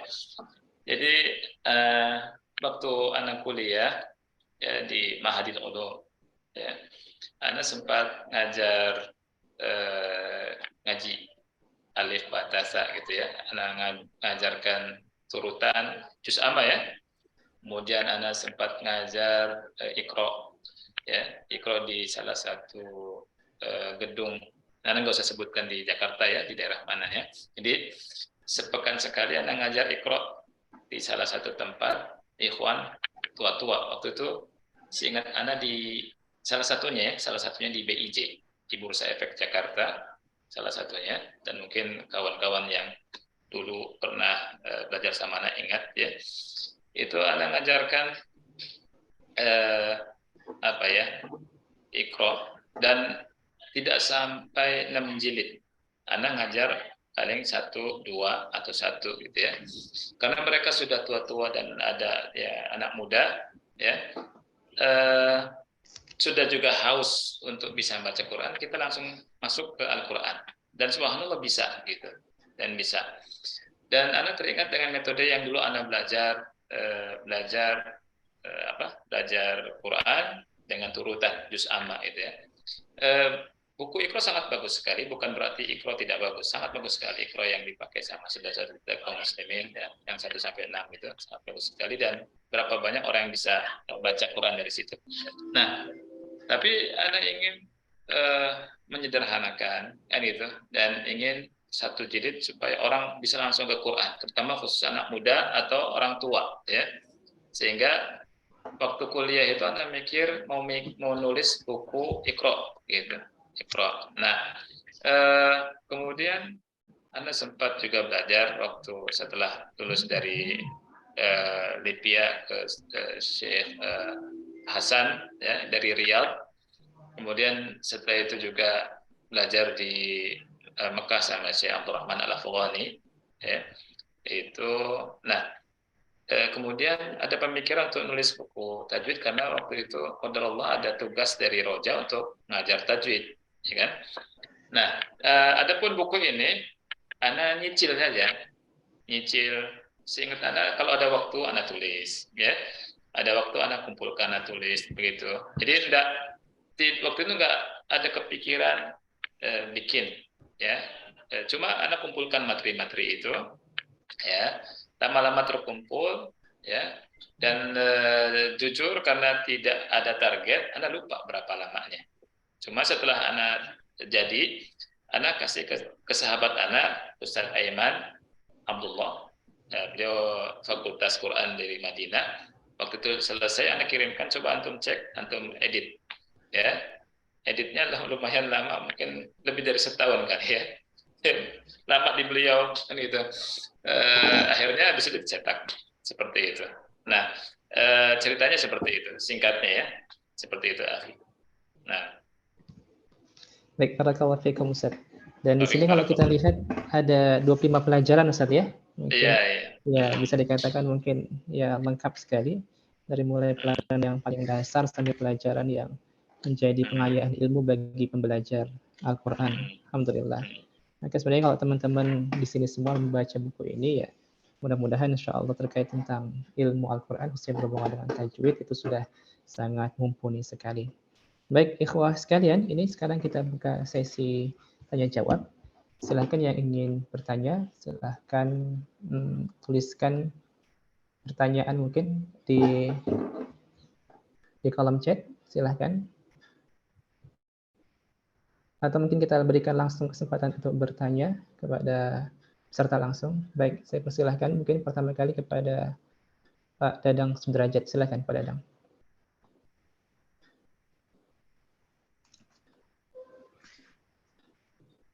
Bismillahirrahmanirrahim. Langsung Pak bertanya, silahkan Pak. Suara terdengar Pak. Assalamualaikum warahmatullahi wabarakatuh. Waalaikumsalam warahmatullahi wabarakatuh. Ahlan, Dadang.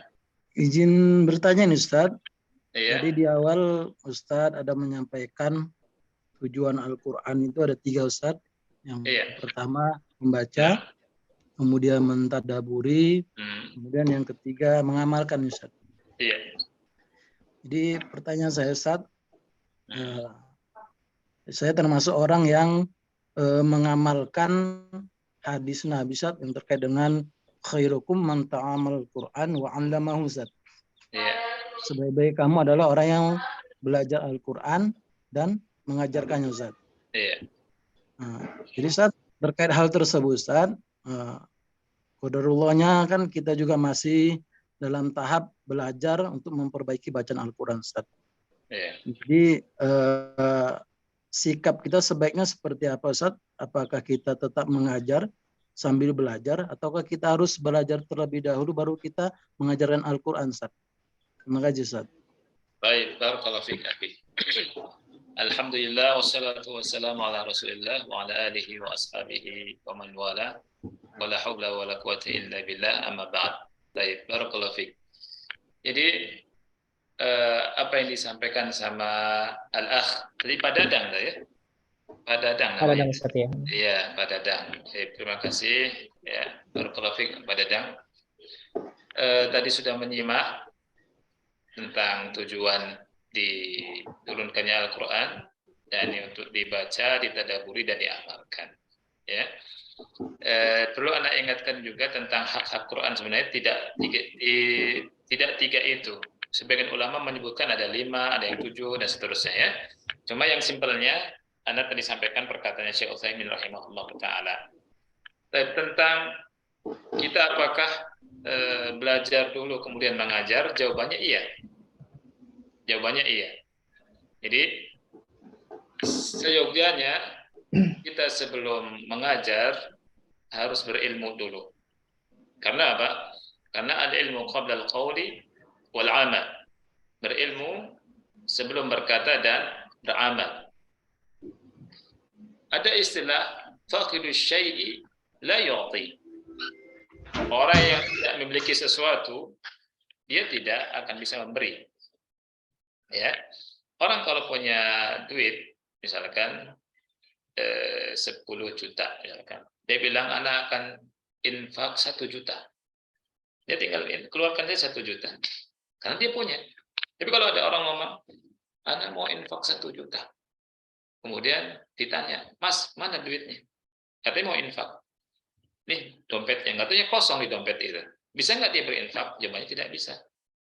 Nah, ketika seseorang mengajarkan ilmu agama, ya, yang harus diberikan adalah ilmu agama. Oleh karena itu, sebelum kita mengajarkan ilmu apapun, kita belajar. Ya, setelah belajar dapat ilmu, baru kita mengajar. Ini sunnah kaum salaf. Seperti tadi yang Anda sebutkan, seperti Abu Abdurrahman As-Sulami, seorang tabi'in, beliau setelah mengambil ilmu dari Abdullah bin Mas'ud dan sahabat yang lainnya, beliau duduk dan ngajar. Ini idealnya seperti ini. Ya. Tetapi mungkin yang dimaksud sama Pak Dadang adalah tentang kita yang sekarang ini. Ya, boleh nggak saya ngajar? Ya, tentunya kalau Pak Dadang pernah belajar, ya, misalkan ilmu tajwid, ajarkan ilmu yang Pak Dadang ketahui. Ya, ajarkan ilmu yang pernah dipelajari, ya, dan tidak melampaui ilmu yang belum dipelajari. Ini yang sejujurnya kita perhatikan. Dan kita mengajarkan di tempat yang memang pas buat kita. Ya, misalkan saya sendiri misalkan ngajar di sini di kawan-kawan di Indonesia, nggak mungkin anak ngajar di tempat yang lebih dari ini, misalkan, atau di tempat yang lebih dari madrasah saya, ya, atau misalkan di Saudi yang ulama di situ, nggak mungkin. Ya, juga kawan-kawan yang belajar Iqra, belajar tajwid, dia akan mengajarkan di tempat-tempat yang memang di situ dibutuhkan dan mengajar kepada orang-orang yang di bawah dia. Nah, itu. Ya, seperti itu. Jadi ada istilah, ya, faqidus syai' la yu'ti. Rahimallahu ra'an arafa qadra nafsihi. Semoga Allah merahmati seseorang yang mengetahui kadar dirinya sendiri. Ya. Nah, dengan pertanyaan tadi, ini sebenarnya memicu dan memberi semangat kita semua untuk terus menyempurnakan diri kita dan belajar dan belajar. Ya, tentang ilmu kita nggak boleh puas. Tentang ilmu kita nggak boleh puas. Terus belajar dan terus belajar. Kalau merasa kurang, ya kita harus merasa kurang. Kalau merasa kurang, kita harus merasa kurang. Tidak ada ulama yang mengatakan sudah menguasai semua ilmu. Bahkan Syekh Albani rahimahullah ta'ala mengatakan anak wailul ilm. Makanya tadi Ustaz Sugiarto, ya, anak sangat malu kalau dikatakan ulama. Anak sama seperti Ustaz Sugiarto, si belajar. Sama yang lainnya yang di sini juga masih belajar. Kita sama-sama belajar, ya. Terus belajar dan belajar dan belajar, kemudian kita ajarkan, yang kita ajarkan sesuai dengan apa yang kita dapatkan. Wallahu a'lam bishawab. Begitu, akhi. Nah. Baik, barakallahu fiikum. Syukran, Ustaz. Dan ini mungkin kita akan berikan 3 pertanyaan, dan insya Allah nanti yang bertanya akan mendapatkan mushaf, Ustaz, insya Allah. Nanti insya Allah kita juga akan membagikan mushaf, nanti kita mintakan izin kepada Ustaz untuk bertanya. Iya. Dari paparan tadi, insya Allah kepada para peserta, dan insya Allah mereka akan mendapatkan hadiah mushaf. Baik, mungkin pertanyaan kedua kita akan ambil dari kolom chat ini. Dari mana ini, Bu? Banyak yang di chat. Mungkin ini ya, dari Ibu Eni Ika Luciana. Assalamualaikum warahmatullahi wabarakatuh. Izin bertanya, Ustaz. Yeah. Apabila ada yang belum bisa menyebutkan huruf kurang sempurna karena usia atau karena gigi yang sudah ompong, sejauh mana bisa ditoleransi, Ustaz? Seperti disampaikan tadi bahwa salah satu huruf akan merubah makna. Kebetulan di sini kami belajar bersama ibu-ibu dan usianya ada yang sepuh 65 sampai 76 tahun. Alhamdulillah beliau tetap semangat belajarnya, Ustaz. Mungkin ini tafadhal, Ustaz. Iya. Alhamdulillah, terima kasih kepada yang bertanya. Semoga Allah Subhanahu wa taala memberikan keberkahan dan rahmatnya kepada yang bertanya, ya. Tentang makhraj yang kita ajarkan, ya, kita ajarkan maksimal.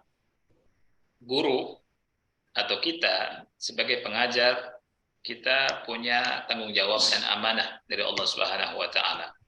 Ya, dari sisi waktu dan dari sisi ilmu yang kita harus sampaikan. Tentang masalah makhraj, kita ajarkan maksimal. Semaksimal mungkin kepada murid-murid kita. Tidak terkecuali.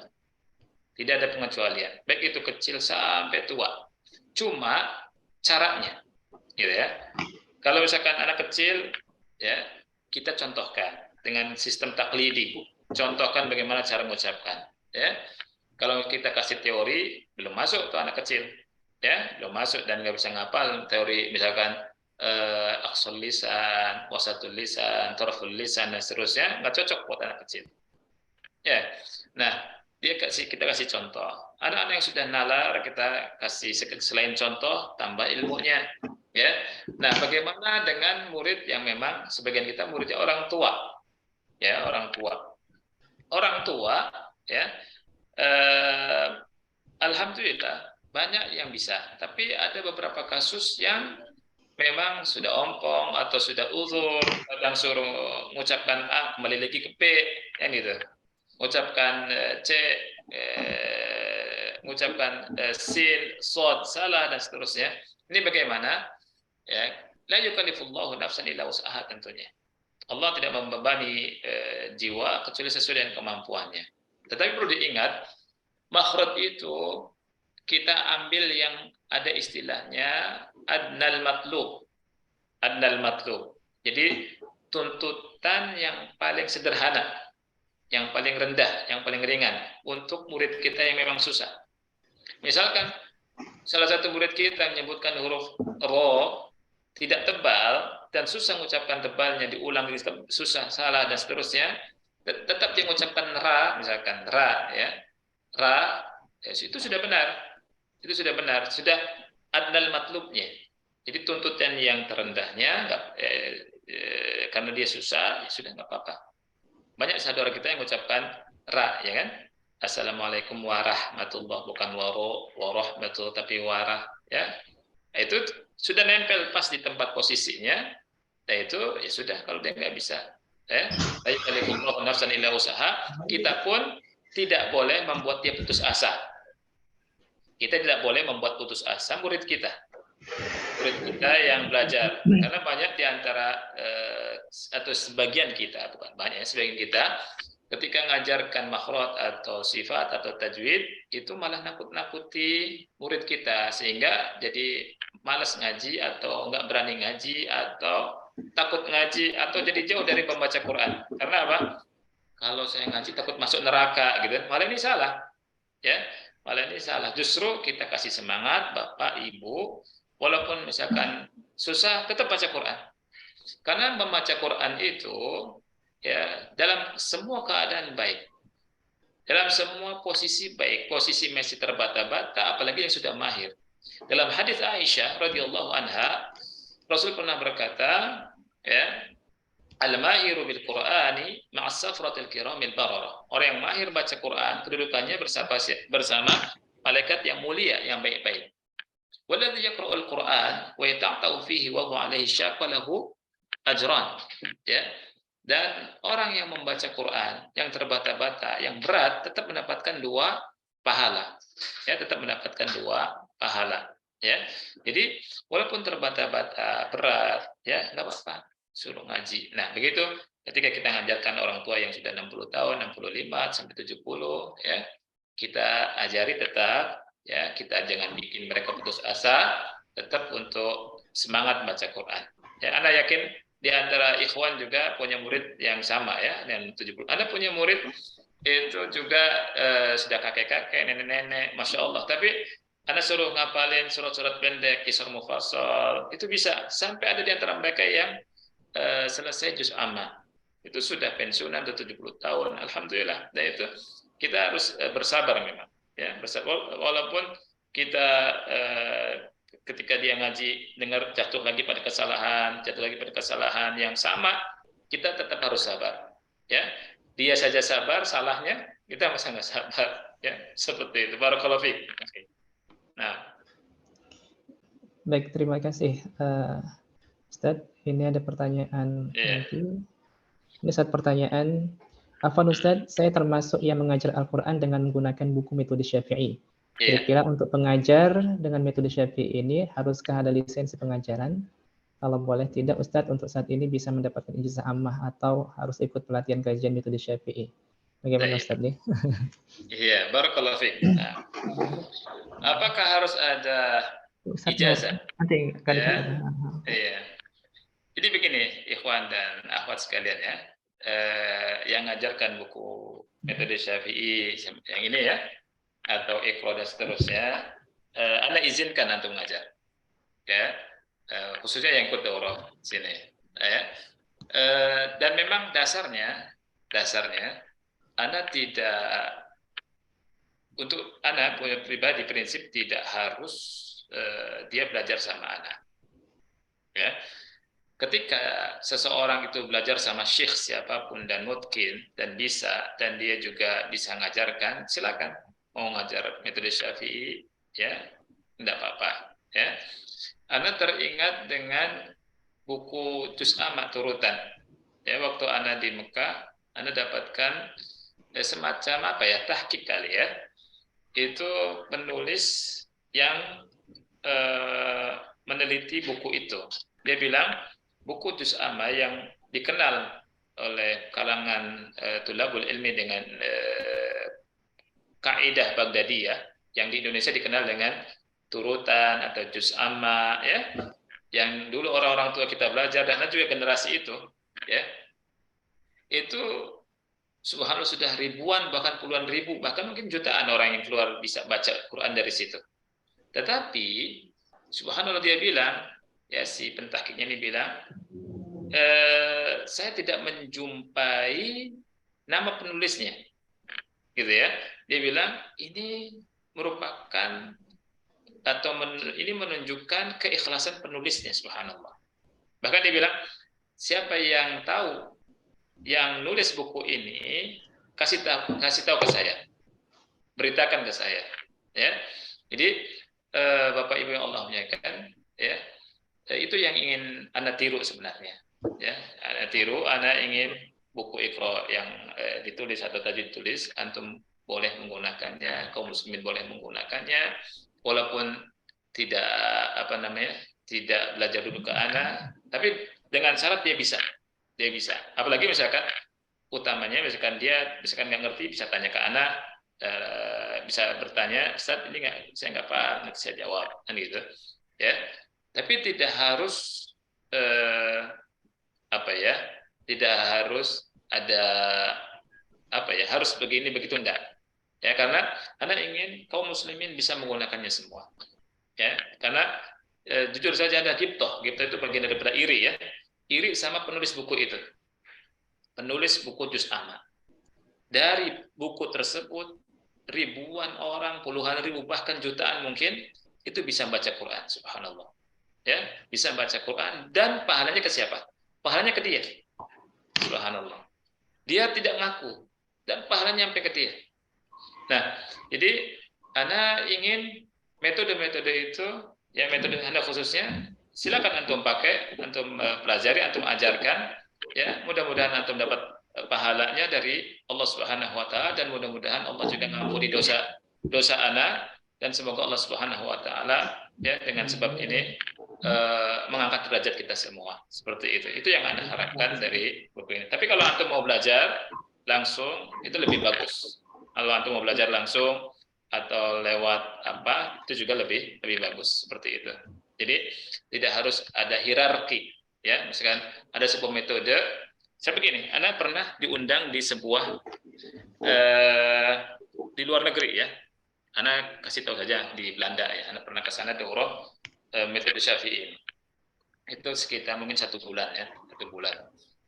Kurang lebih itu ada sebuah metode di sana, itu harus belajar dulu sama guru tersebut, ya, sama metode tersebut, yang masya Allah kaum muslimin itu sedang haus untuk belajar Quran.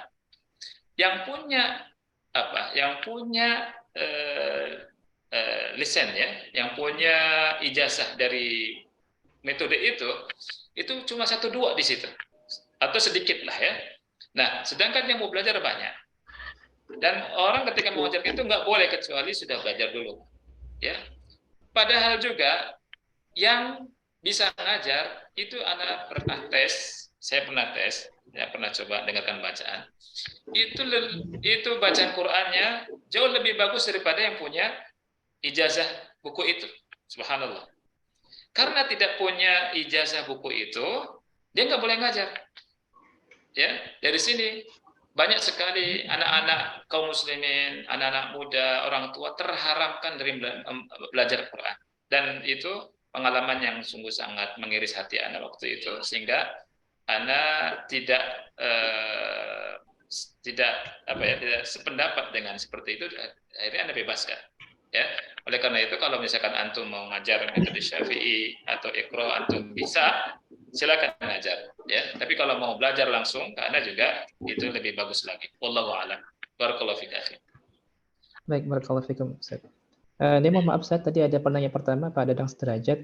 Pada daur sebelumnya sudah pernah bertanya ternyata dan mendapatkan mushaf juga. Mungkin apa ya, akhi, mungkin kita ilgha, kita cancel, maka kita akan berikan kesempatan selanjutnya kepada yang lain. Ini contoh, Ustaz. Assalamualaikum, Ustaz, izin bertanya. Tadi Ustaz menjelaskan kalau huruf itu memiliki timbangan, tidak boleh berlebihan dan tidak boleh kurang. Jadi pertanyaannya, bagaimana jika panjang mat pada suatu hukum itu kurang, Ustaz, atau berlebihan? Dan seperti apa standar bacaan seorang untuk bisa mengimami sholat fardu? Ini, Ustaz. Ya, barakallahu fiik. Bagaimana standar orang untuk bisa mengimami sholat fardu? Itu dulu yang saya jawab. Ya. Nah, dia harus bisa membaca Al-Fatihah dengan baik dan benar. Ya. Dan itu sangat mudah. Belajar sama guru yang mungkin, yang guru tajwid alhamdulillah banyak ya. Di sini juga Masya Allah di Mahat kita, ya, di Mahat Ubaidillah namanya ya. Itu Abu Ubaidah ya, Abu Ubaidah itu banyak guru yang mumpuni, bisa mungkin setoran Al-Fatihah untuk diperbaiki bacanya gimana supaya bisa ngimamin. Ya, karena Anda jumpai banyak atau sebagian imam membaca salah dan keliru. Anda pernah bermakmum di sebagian tempat baca ayat iyyaka na'budu wa iyyaka nasta'in itu dengan tanpa tasydid. Dia baca iyyaka na'budu wa iyyaka nasta'in. Anda dengarkan sampai 3 kali. Setelah 3 kali Anda kasih tahu ke imam tersebut, saya bilang ini ada tasydid yang harus ditekan. Alhamdulillah besoknya Anda makmum, dia bisa membaca dengan benar. Ya, tapi tentunya setelah 4 mata ya, Anda nyampaikan ke dia 4 mata, nggak ada orang-orang. Anda kasih tahu Pak, bacaan yang tepat itu dengan ditekan iyyaka. Akhirnya setelah jadi imam, saya senang lagi untuk bermakmum di situ. Kalau misalkan dia masih salah, mungkin Anda cari masjid yang lain. Nah, Al-Imam Al-Mughni, Al-Imam Ibnu Qudamah dalam kitab Al-Mughni, itu menyebutkan di surat Al-Fatihah itu ada 14 tasydid.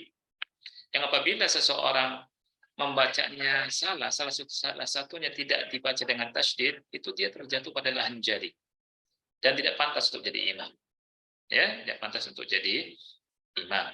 Ya. Nah, memang kembali lagi ke pertanyaan yang awal tadi, bahwa Al-Imam As-Sakhawi rahimahullah berkata, lil harfi mizanun fala taku taghiyan fihi wa la taku mufsiral mizani. Huruf itu ada timbangannya, tidak boleh berlebihan, kalau berkurang-kurang.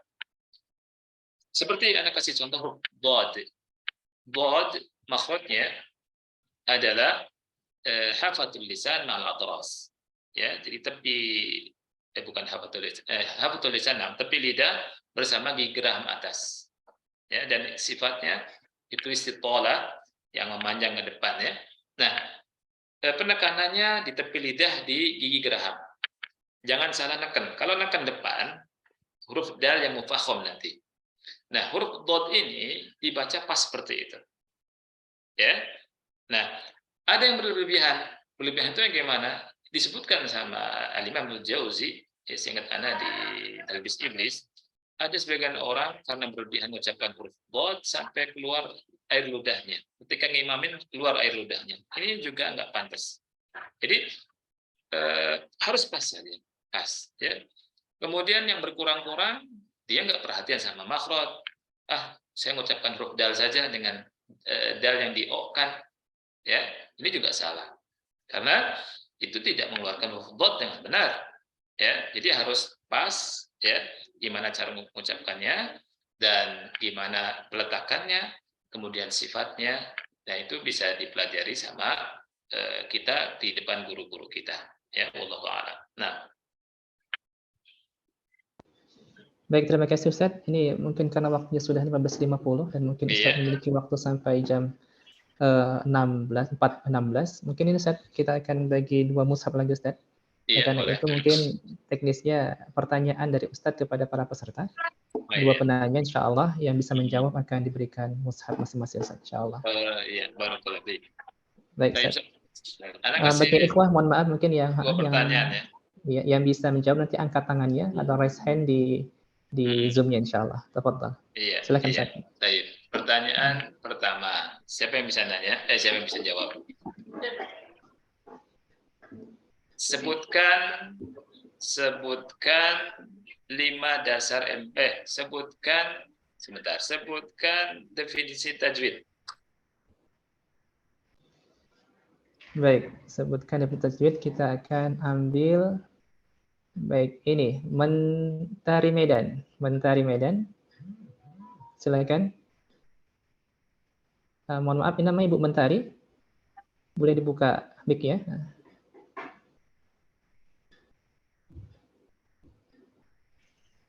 Ya, tafadhal, silakan. Assalamualaikum warahmatullahi wabarakatuh. Waalaikumsalam warahmatullahi wabarakatuh. Saya izin menjawab ya Ustaz. Silakan. Ilmu yang mempelajari tentang tata cara membaca Al-Quran. Ilmu yang mempelajari tentang tata cara membaca Al-Quran. Kurang tepat. Sesuai dengan kaedahnya. Kurang tepat. Kurang tepat saja berarti ya. Oke, baik. Baik, kita ganti lagi. Coba silahkan Randi Septian.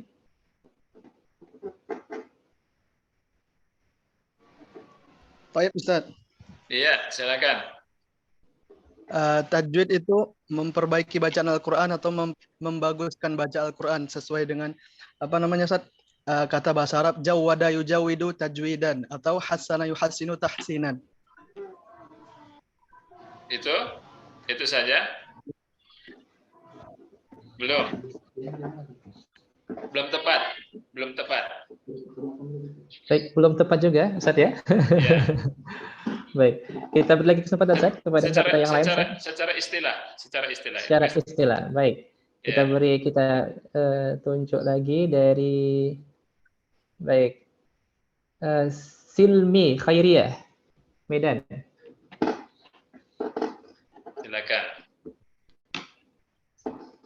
Silakan Silmi Khairiyah.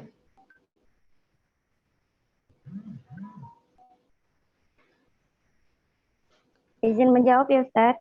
Silakan. Tajwid adalah mengeluarkan setiap huruf dari tempat keluarnya, yaitu huruf-huruf hijaiyah, dan memberikan hak dan mustahaknya dengan sifat yang lazim.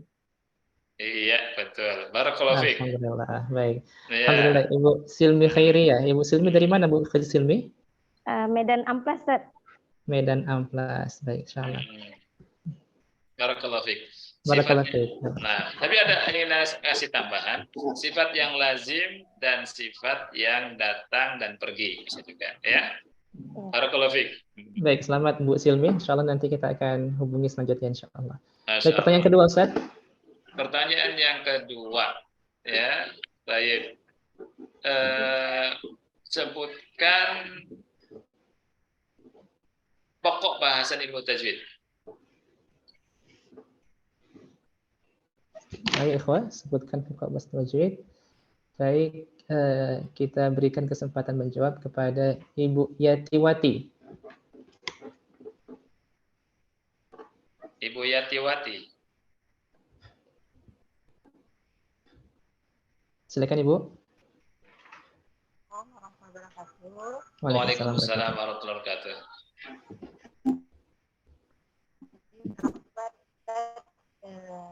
Untuk menjawab, yang saya tahu untuk pokok pembahasan itu harus mengetahui panjang pendek atau mat dari tajwid itu sendiri. Seperti itu Ustaz. Afwan. Barakallahu fiik. Mengetahui ya. Sudah? Ya. Kurang tepat. Baik, mohon maaf Ibu Yati kurang tepat. Baik, kita berikan kesempatan selanjutnya. Dewi Adikasma. Dewi Adikasma, silakan. Baik Ustadz, izin menjawab Ustadz. Iya, Pokok pembahasan makhorijul huruf, pokok pembahasan ilmu tajwid adalah makhorijul huruf, sifatul huruf, Osam Osmani, waqaf ibtida, dan hukum-hukum tajwid. Nun sukun atau tanwin dan mim sukun. Bukan. Baik, mohon maaf Ibu Dewi belum beruntung. Baik, kita Masya Allah. Itu ilmu Quran yang disebutkan sama Ibu tadi, ilmu Quran. Baik, sekarang ilmu tajwid pokok bahasanya. Silakan. Indah Purbawati, Ibu Indah Purbawati.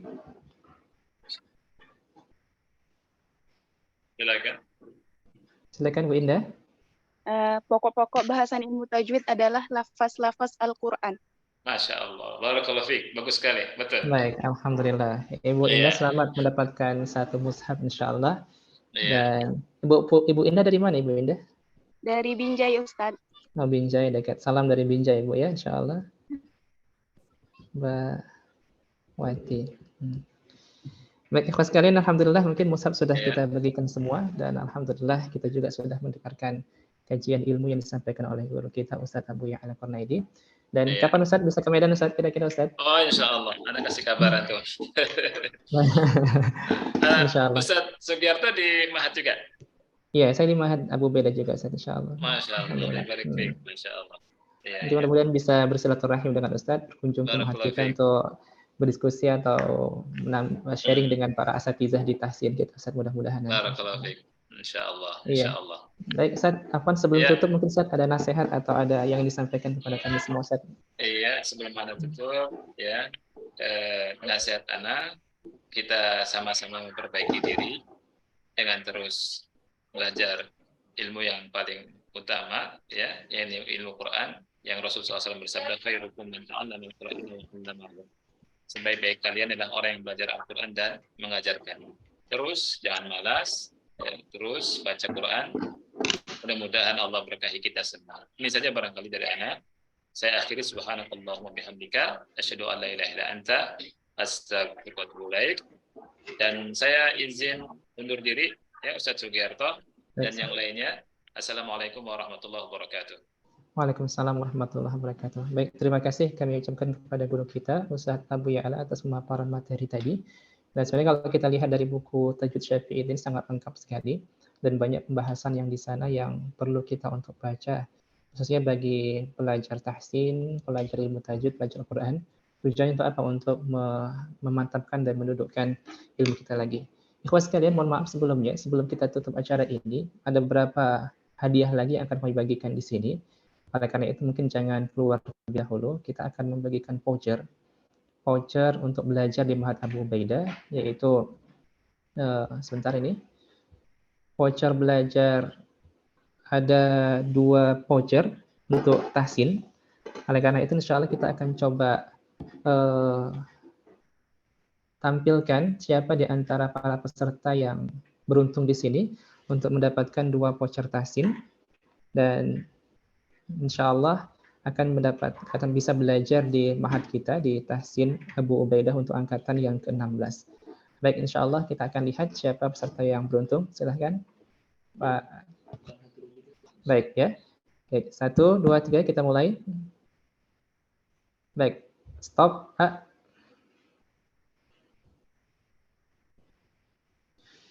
Siapa yang nggak terlihat nih Pak? Oh baik. Ini atas nama Ibu Nisa. Ibu Nisa ada di sini?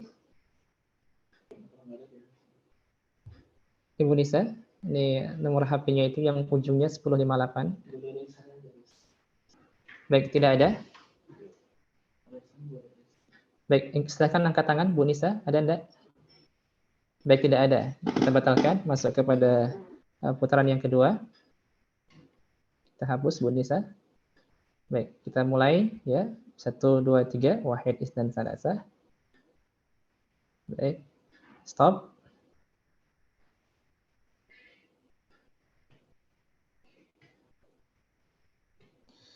Baik, selanjutnya yang ini beruntuk Ibu Tiara. Ada Ibu Tiara?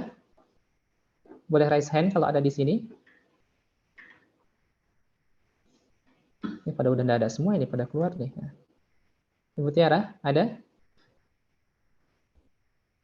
Baik, berarti belum rezekinya ini. Baik, kita terus ambil lagi. Baik, Pak Kamal, coba diputar lagi. Wahid Isnan Salasa.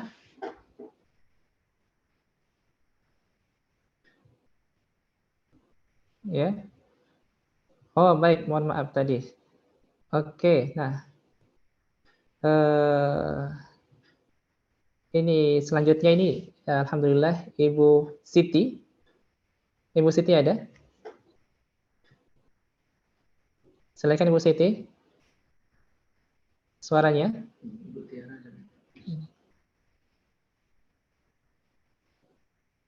Ibu Siti ada enggak?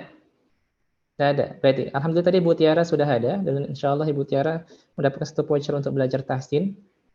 Insya Allah Ibu Tiara nanti coba akan bisa dihubungi atau menghubungi kita insya Allah. Tapi Ibu Siti ini ada enggak? Baik, kita anggap Bu Siti tidak ada. Baik, sekali lagi Pak Kamal, insya Allah.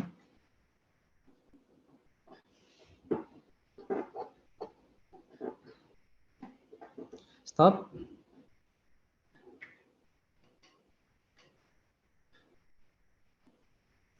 Ibu Aminah, ibu-ibu semua ini yang dapat nih. Bapak-bapak enggak ada, Pak ya? Ibu Aminah ada? Baik, alhamdulillah ya. Ibu Aminah juga ada dari selamat. Iya, kami lihat Ibu sudah raise hand. Alhamdulillah selamat mendapatkan voucher tahsin untuk angkatan ke-16. Berarti yang mendapatkan voucher tahsin di sini ada 2 orang, Ibu Aminah dengan Ibu Tiara. Dan tadi yang mendapatkan mushaf insya Allah Ibu Eni Ika Luciana dan Dede Aris Munandar. Kemudian juga yang bisa menjawab pertanyaan dari Ustadz Abu Ya'la tadi ada Ibu Silvi Khairiyah dan Indah Purbawati. Dan terkait tentang voucher tahsin ini, mungkin kami informasikan, voucher ini berlaku sampai tanggal 27 Maret 2023. Oleh karena itu konfirmasi kepada admin kami agar voucher ini terus berlaku dan bisa insya Allah masuk kepada kelas tahsin yang akan dilaksanakan di angkatan ke-16 nanti. Baik, ikhwas sekalian, ini mungkin pertemuan kita di sore hari ini. Dan sebelumnya kita akan sampaikan juga bahwa insya Allah di Ramadan nanti kita akan mengadakan Ramadan Fest. Abu Ubaidah mengadakan kegiatan Ramadan Fest. Di sana banyak ilmu yang akan kita dapatkan. Nah, karena itu ada daurah offline. Insya Allah kita akan ada daurah terkait tentang bahasa Arab, tentang kitab-kitab, dan insya Allah juga akan ada daurah terkait tentang matan-matan kitab tajwid dan tahsin. Nah, karena itu tunggu saja informasi yang akan kami sebarkan. Dan insya Allah ikutin terus informasi atau hal-hal media sosial Abu Ubaidah agar mendapatkan informasinya. Oleh karena itu insya Allah juga kita akan laksanakan webinar-webinar yang berkait tentang ilmu-ilmu agama. Oleh karena itu tunggu informasi dan mudah-mudahan insya Allah kita termasuk orang-orang yang bisa mendapatkan ilmu itu dan bisa mengoptimalkan bulan puasa sebagai selain bulan ibadah adalah bulan ilmu. Baik, ikhwan sekalian, ini mungkin pertemuan kita pada hari ini. Saya mohon maaf apabila ada hal pada tempatnya. Kami seluruh kru yang bertugas, ada Pak Kamal, ada Pak Fauzi, Bang Ali, dan semuanya yang bertugas di sini atau yang menjadi panitia pada pelaksanaan daurah ini. Kami semua terima kasih telah mengikuti dari mulai awal sampai akhir daurah kita, dan insya Allah kita akan bertemu di daurah selanjutnya. Terima kasih, mohon maaf, walaupun minkum, barakallahu fikum, kita cukupkan dengan ucapan hamdalah, alhamdulillahirabbil alamin, dan doa kafaratul majelis. Subhanakallahumma bihamdik, asyhadu an la ilaha illa anta, astaghfiruka wa atubu ilaik. Assalamualaikum warahmatullahi wabarakatuh. Waalaikumsalam. Ma'had Abu Ubaidah bin Al-Jarrah